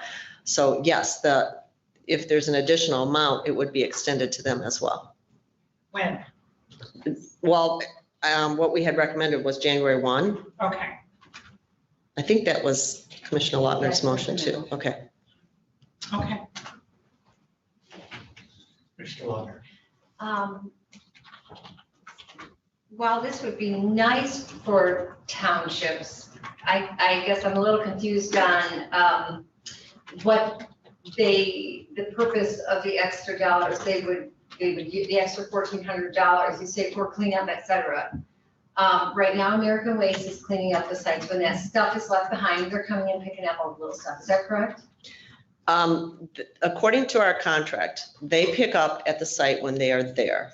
Mhm. And then if there's stuff left, like you mentioned, Solon Township, we notify them and make sure that's picked up. In the case of the pictures I got the other day, it was already picked up. Okay. What's not being done is everything in between. American Waste has even said, they can leave a site and have it really clean and be notified the next morning that something is there. So we want to attack that with the cameras, but also these sites, they do have people that are going out, like Elmwood Township. They have some of their crew that go out and are trying to keep these sites clean. Okay. And so that's half my point, yeah, or half my reason for not supporting the motion. The other half is, it's not necessarily the money the townships get for these sites, that is the problem. The problem is the abuse of the sites, such as, I'm gonna take, for example, the site in Cedar. I think that if this abuse of that site continues, even after the cameras, no amount of money is going to keep that site in Cedar, because it has been so sorely abused. So we're already I would rather see us keep it at 3,600. That should cover snow plowing, that should cover a little bit of road grading, it should cover some. Since the county already did pay for the fencing and screening and maybe even some of the trees. I was going to say it's a beautiful site, it's a beautiful site, but it's very well screened. So that's okay right now. I'm sure the township's going to turn down the extra money, but I would rather see us use that money in the, as Judy said, we're putting more money into the sites and to maintain those sites rather than just throw extra money at the townships, because it isn't the money, it's the lack of respect to these sites. I think that is bothering people the most. I know there's a lot of people that I've heard from them. They can't wait for you to nail that first person out of Cedar with these cameras. People are really upset, and they know it. They know there's a few people that are gonna ruin it for everybody. And I don't think this is going to work. They got 1 year to give it a shot in Cedar, and then that site won't be there. Yeah, I like the original motion, and I think you said it was unanimous from the Solid Waste Yes. Council. And it increases what the townships get considerably. And I know there's cost for snow plow, but that's only 5 months a year. I'm very comfortable with the original motion and would prefer that over the amendment. Mr. Roberts. Question for Julie. With this new camera system, and you've talked to Joe, the prosecutor, how's it set up as far as, if you do catch somebody, is there going to be restitution back to you to kind of recover some of this cost, or does it just go into the That question came up before at one of your meetings here, and I think it goes into the court system. I'm not sure that actually If you comes talk back to to us. Joe, I think you can, Yeah, judge could set it where some of that money could go back to you for the cleanup. Yeah, the signage that's now up on the containers, not all of them, it's coming up, states that the fine is up to $2,500 plus disposal cost. So if we have disposal I cost. would check with Joe, to Okay. see if you guys can recoup under the Victims Assistance Act. Okay. Restitution. That's a great point. Commissioner out there. I'd like to hear, I know you're having trouble in Leland getting them to accept a site, so I'm wondering if your motion addressed, what does your motion address? The blowing of debris in that is the biggest problem that I'm getting complaints on. People, they're concerned that big items will be left, but in Leland, that is a temporary site that's by the courtesy of the growth there, and as they've extended it until Pop Road comes online.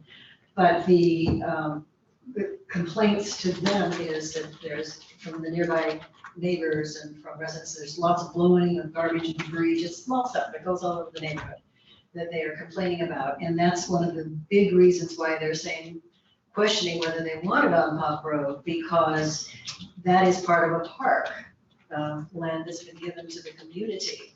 So this would just allow those communities that are not really well heeled right now financially, enough money that they could hire somebody to go and clean up the site and to do whatever else they needed.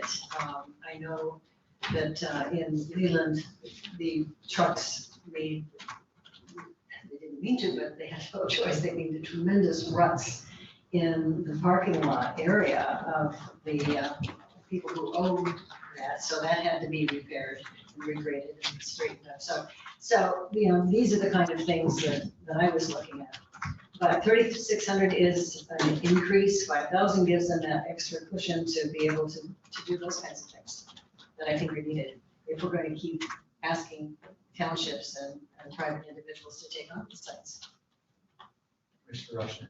When we engaged in this service, did we not start out with townships as more or less a partnership in this? We always knew that we would never take care of all of the needs per se, and we were, I thought, looking at the townships to provide certain things in a partnership relationship. I don't know if those have specifically been identified, but I do support the increase because the actual cost of snow plowing and those kinds of things are, those fees have gone up. There's no question about that, but is that not true? That We did start out that way, and over the years, I think they recognized the cost that they were spending on these sites. And so what we've been hearing is that we're fine with you having the site here, we'll lease it to you, but we don't want to be paying for the site. We don't want to be paying when the county has the money in the program, which is true. We do have the money in the program. We have a healthy balance here. I have posed that question out to other counties to see what they're doing. Many of them are not paying much at all. And I said, well, you're behind us a long way. We've had our programs in place here for many, many years. And I think eventually you're going to be where we're at now, is that you're going to have site hosts saying, I'm not going to keep doing this because it's costing me money for your program. So that's, it would be nice if we were still in that situation, but I don't see it.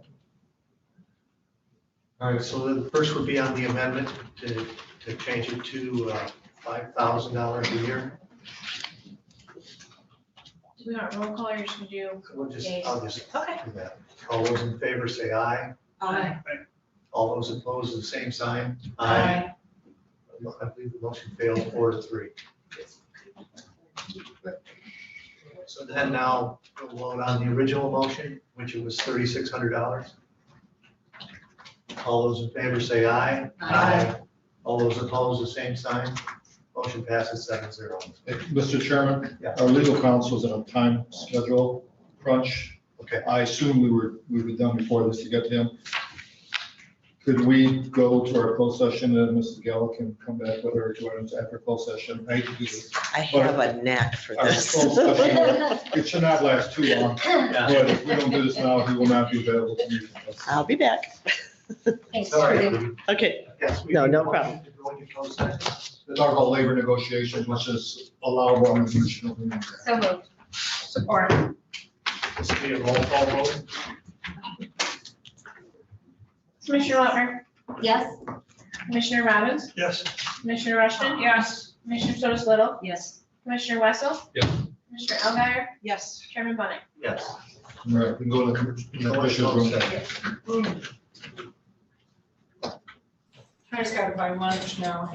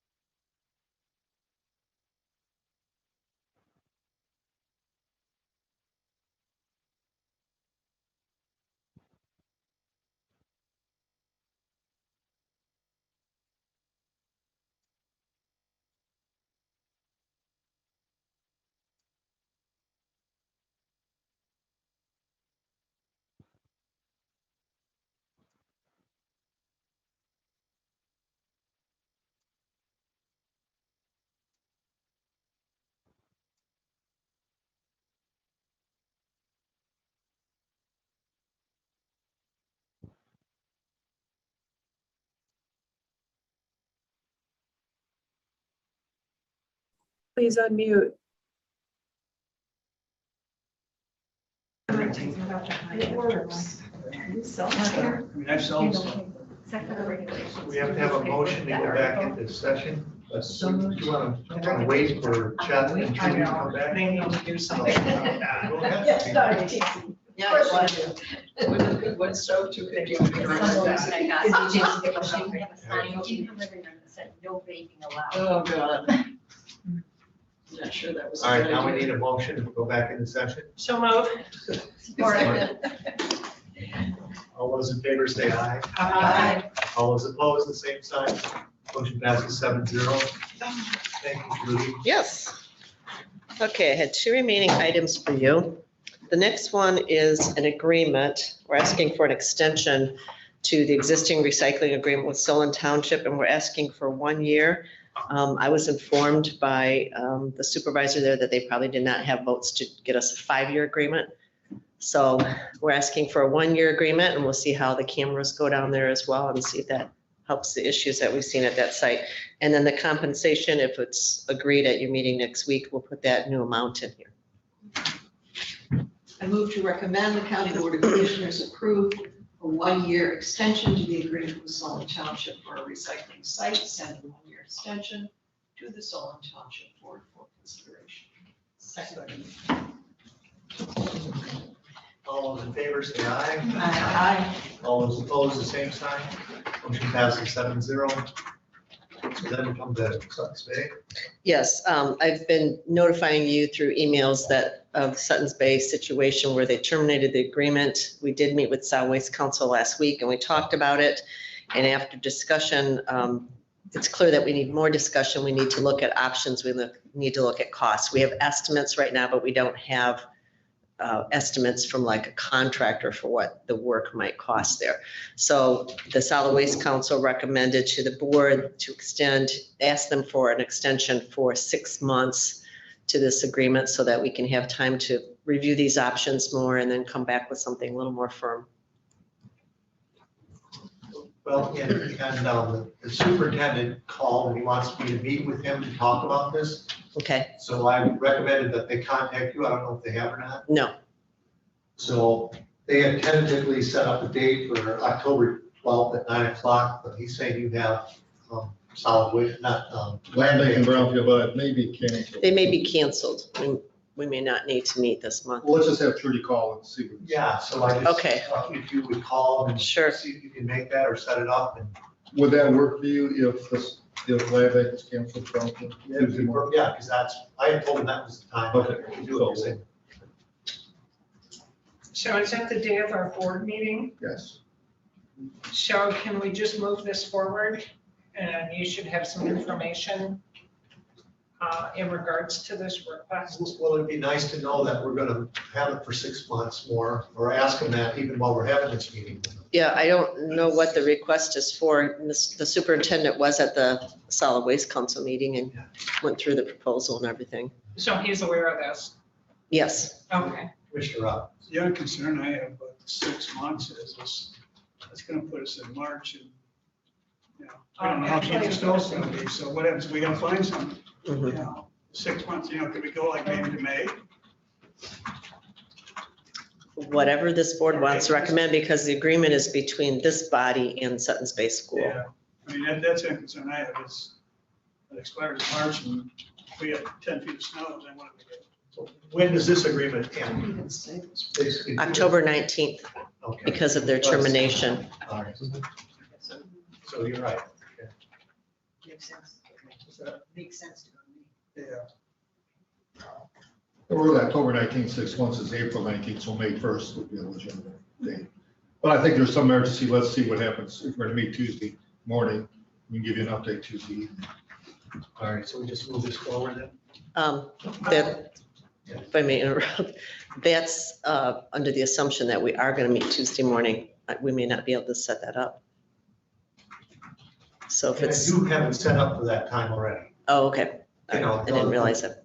Thing was, I asked him to call you to try to verify that you could make it, Okay. you know, because I didn't want to go there not knowing anything. So. So if you can, I guess, if land bank is gonna be, then it would be that, at that time, that is set up already. Okay.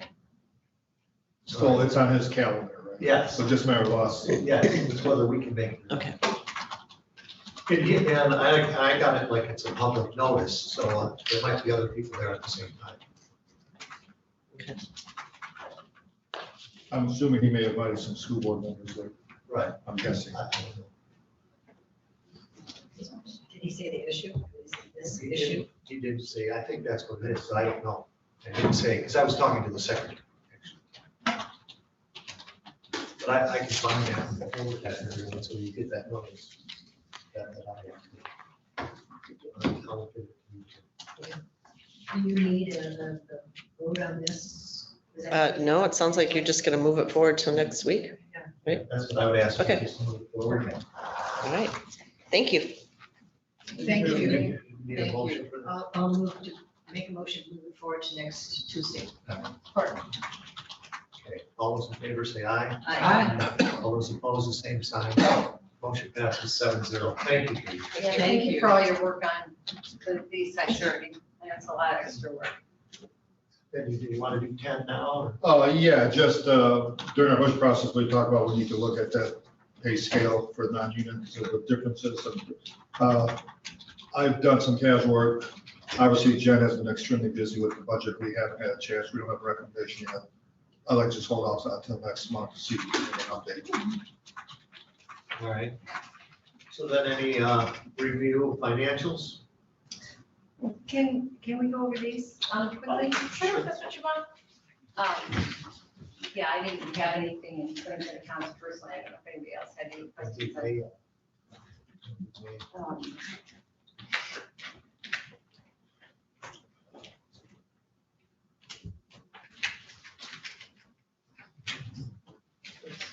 So we have pink pages, why? Pink pages These are are changes from since the last. your L4 29 with the early childhood, as well as I received confirmation from 911 director, EMS manager, Ann Sorby, to go ahead with pulling $75,000 additional from the tower fund. So to come back into the general fund. So what I'm letting you know, yep, is when you take these home to your book, this first section, which is. That's the difference then in the department total is you're pulling 77,000 from tower fund. Yes, 75 I'm pulling 75, but it was recommended at that last budget work session, when previous to these pink ones, that the $3,900 stipend be put into Parks and Rec in the Okay. event something was to happen in 2022. Okay. So I have added the 39 there. And then the last recommendation was the senior services wage adjustment. And so that's in this package. So the first portion you had was your revenues over expenditures. This is your total, which is your 3.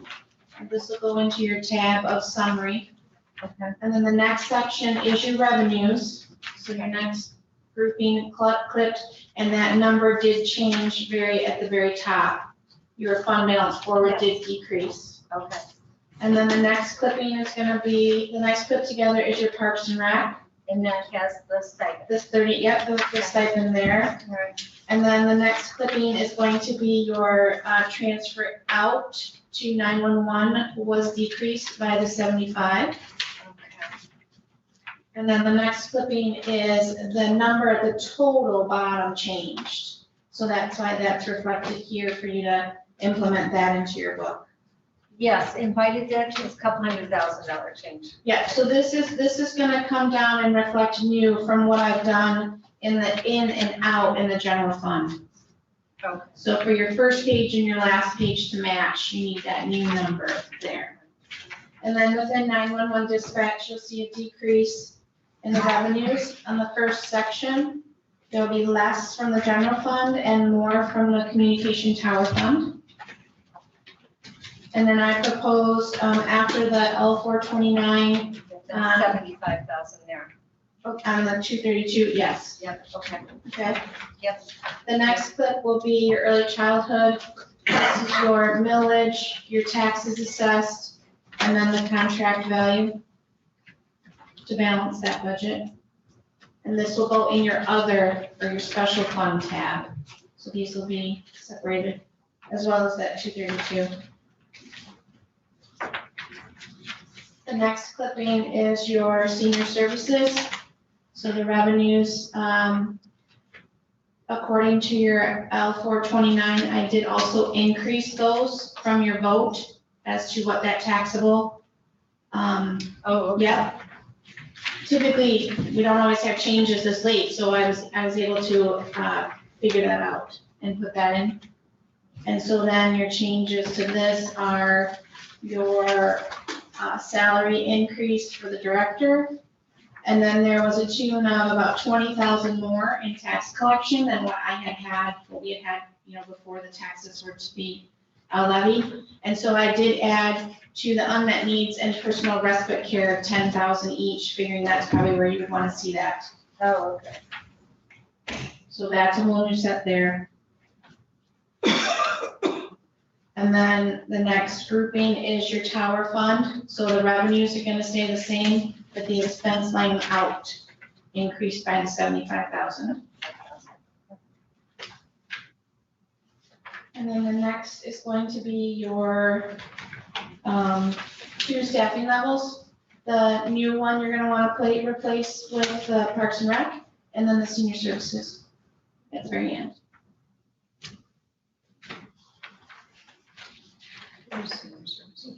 Yeah, they're both, yep, there you go. So there's, yep. Any questions? Thank you, Jess. Yes, thank you. I actually have one on Parks and Rec. Okay. I noticed that there's a $3,900 stipend in here. Who's that go to? What is it for? We have not made that determination, but you, during the budget process, put that in there for administrative services. But you Oh, have not that's, approved. okay, Yeah, you that's have- it's for, just in the budget. okay. So if there is a recommendation, the For money is in minute the budget. taking, For okay, everything. yeah, all right, that was what that was about. But there is no plan at this time, nor is there a recommendation Okay. to allocate that money.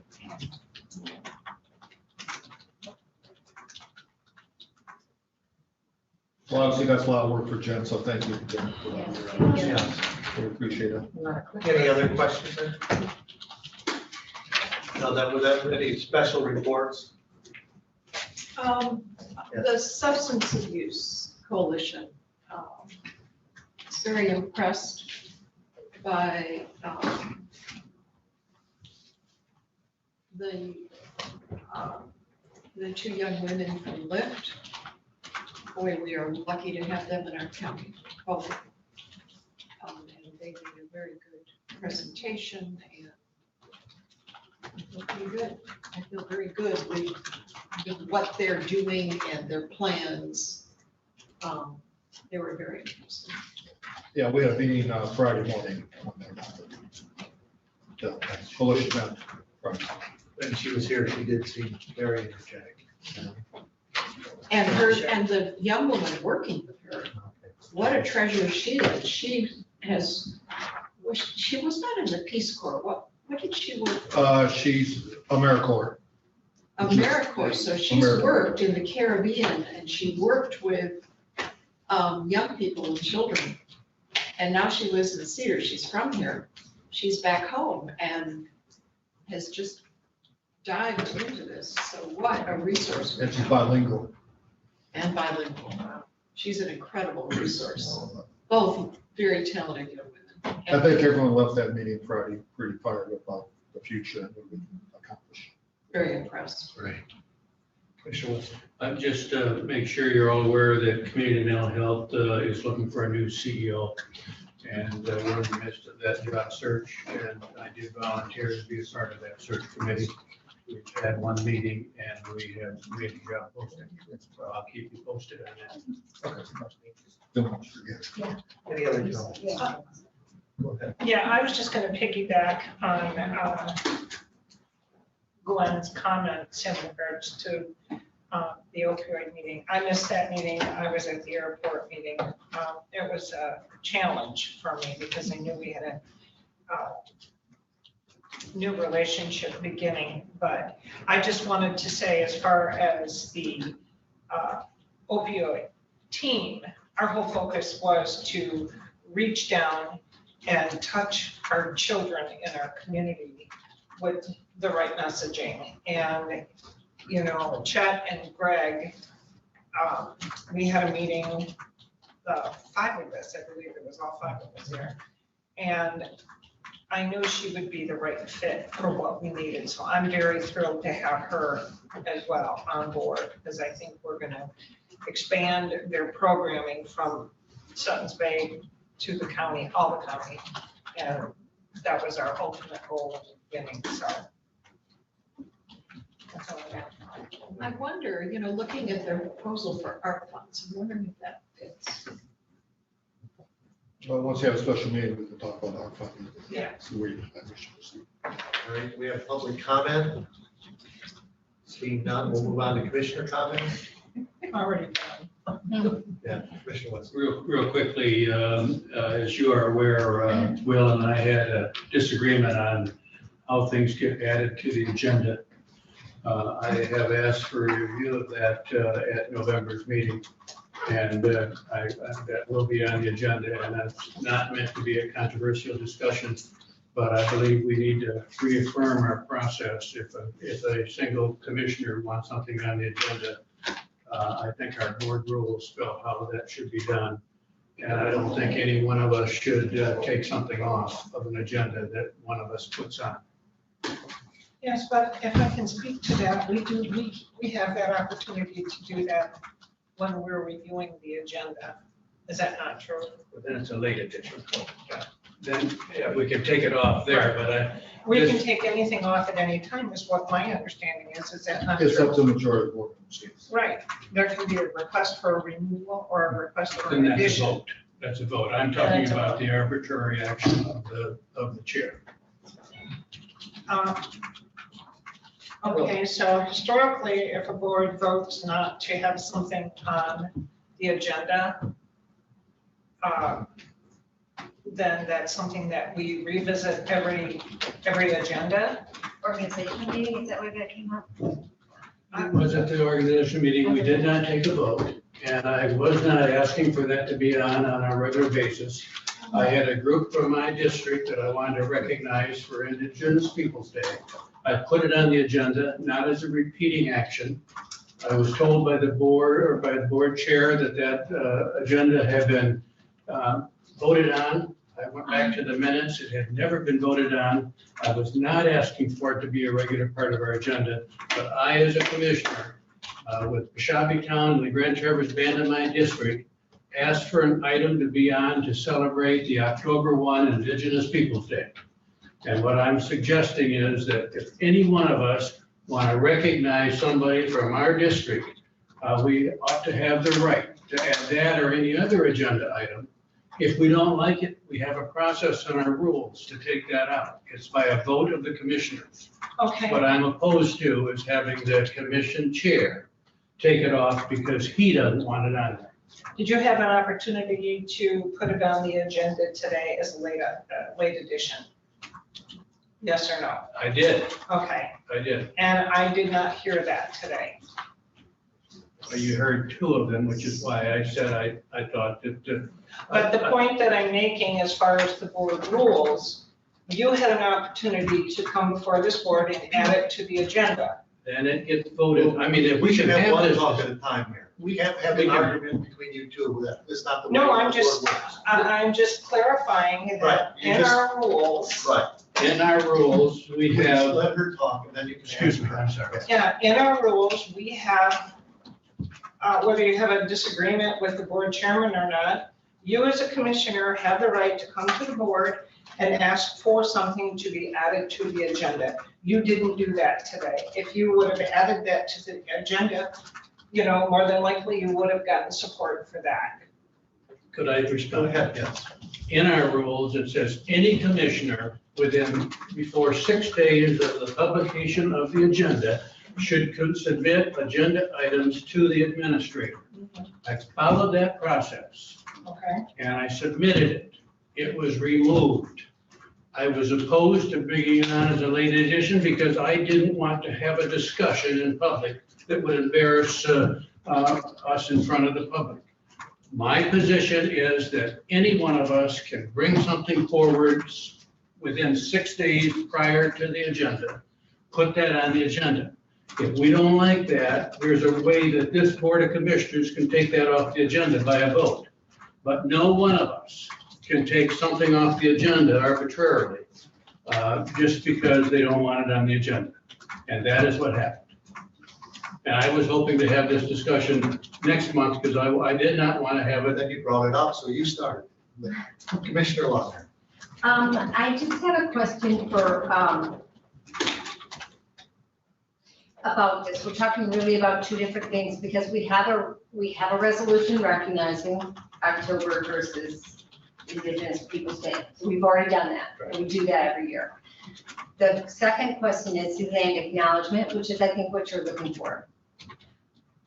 But I'm really ragged. I know I'm going back a ways in my brain, but I had thought we had received advice, and I hate to say opinion because maybe we didn't get an opinion. And it made me go back, it would be a while ago if it went prior to chat, but because there was a building lawsuit for restitution on the lands that we were not supposed to acknowledge That must have been prior to my time. the land. So that, we just might, before we do a land acknowledgement, we might get an opinion on that too. Three things for you to work on with our attorney. Maybe get opinion on that, make sure that however we word it, that we would word it properly. Okay. Commissioner Elgin. So aren't we talking about your ability, Will, to take something off the agenda on your own prior to the meeting, just arbitrarily, versus the vote of the commissioners removing something once the meetings, once we're all here for a meeting? And I understood that we can add an agenda item, and then the whole commission will vote on whether that's. There was nothing So- arbitrary so- about this at all. Oh, I'm sorry, I didn't mean to interrupt you. Okay. So my understanding is that you took something off prior to the meeting that one of the commissioners has added. First of all, there's nothing arbitrary about it. At our organizational meeting, my understanding was from this board that we will not put the land acknowledgement on our agenda. That was the understanding that I had. I don't know if it was a vote, it was consensus, or it was just an understanding, but that was my understanding. So Commissioner Wessel wanted to put it on the agenda. I told him that according to my understanding, it should not be, and I do think they said vote, but it was not supposed to be on, it wasn't my decision to take it off. I believe it was this board's decision from the organizational meeting, because I thought you actually made the idea that we should put this, we should have it on our agenda. And maybe I'm wrong, but that's the way I understood it. So I said, the board has made the wish, and this was not my decision. The board has said that, so and then he put it on there anyway, so then I took it off because that was my understanding of the board. So I did what I believe the board was doing, not arbitrarily, as he loves to say. And then what really upset me is then he has to bring in, he has to send it to the tribe, that I'm doing this. He talks about that it's racist. He talks about being a Christian. He starts getting very personal and attacking me about doing this when I believe I'm doing what the board is supposed to say. So I would have to say he was way out of line, and he makes it personal when he doesn't like what decision is made by, and I would say this board, not me. And I really am bothered by that. Could I respond? Certainly. This board did unanimously agree to have Indigenous Peoples' Day, and thank you very much. And I think that was good. I was asked in my community, what do you guys do to celebrate Indigenous Peoples' Day? We used to do an evening meeting. The chair had been there. We brought in a speaker. This year, the only way we were going to recognize that day was to do a land acknowledgement, a one-time land acknowledgement. I did what I was supposed to do. when I was confronted by the chair about it, I did go back and watch the video, listen to the audio, and read the draft minutes. There were 4 commissioners at the organizational meeting that spoke to land acknowledgement. 2 of those thought it would be a good idea, and 2 of those did not. I said at that time, it looks like we don't have the willingness to move forward. That's the end of it. It was not voted on. There was not a consensus taken. We went to the next agenda item. We don't need to continue to quibble about that, but I think it's an important issue. How do commissioners get an item on the agenda? And if any one of you want something on the agenda, you have a right to do that within 6 days, and unless we change our board rules. And I'm not suggesting we change the board rules, I'm suggesting we follow the board rules. Thank you. Now, it's my understanding, because I saw the emails back and forth, and I was prepared today to go on a late edition, but from what I saw, it was already added when we got here. And then Ty, I'm not taking anybody's side here, you decided not to drop it. I thought we were gonna move forward and we're gonna have, next Tuesday, we had the prayer coming in, and we were gonna make the motion where Holly could come in and do it. But then you dropped it, so, I was going to go back to it, but then it got dropped.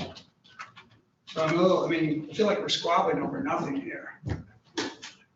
You had your opportunity, and we didn't capitalize on it. I was told by the chair to have to be done in public comment, so I reached out to the public. That is why I reached out to the public. And we have a plan. I didn't change that plan. I didn't change the plan at all. Well, I was gonna make that motion until you said, well, we're gonna drop it. He added 2 late additions. He added 2 late additions. That was, okay. This talk could have been avoided, there's no reason to. Exactly, I gave you 3 options, not just 1. Anyway, yes. I wanted to thank everybody for passing the broadband proposal. And Melinda and I chatted afterwards, and I expressed that we would really love to have her join in on these meetings because I know it's of interest to her. And I think she's saying yes, she would. I'd be happy to. So I'm looking forward to moving that project forward and hoping that we can bring something back that's really useful, that does something for our community. So thank you, everybody. Thank you for all your work. Any other comments? All right, then we move to approval of financials. Yes, and Jen, I have just one more really quick question on budgetary. Why have we got emergency services at 204%? Was that more dollars that came in unexpected? No, so I haven't amended the emergency management. That's where we're putting all of our COVID expenses. So I won't do that until I come back probably November, December. So any gloves or special cleanings, I didn't want it going through Jerry's because we cost allocate for him. So the general fund is picking that up. So you will see an amendment. And then your art funds are in there.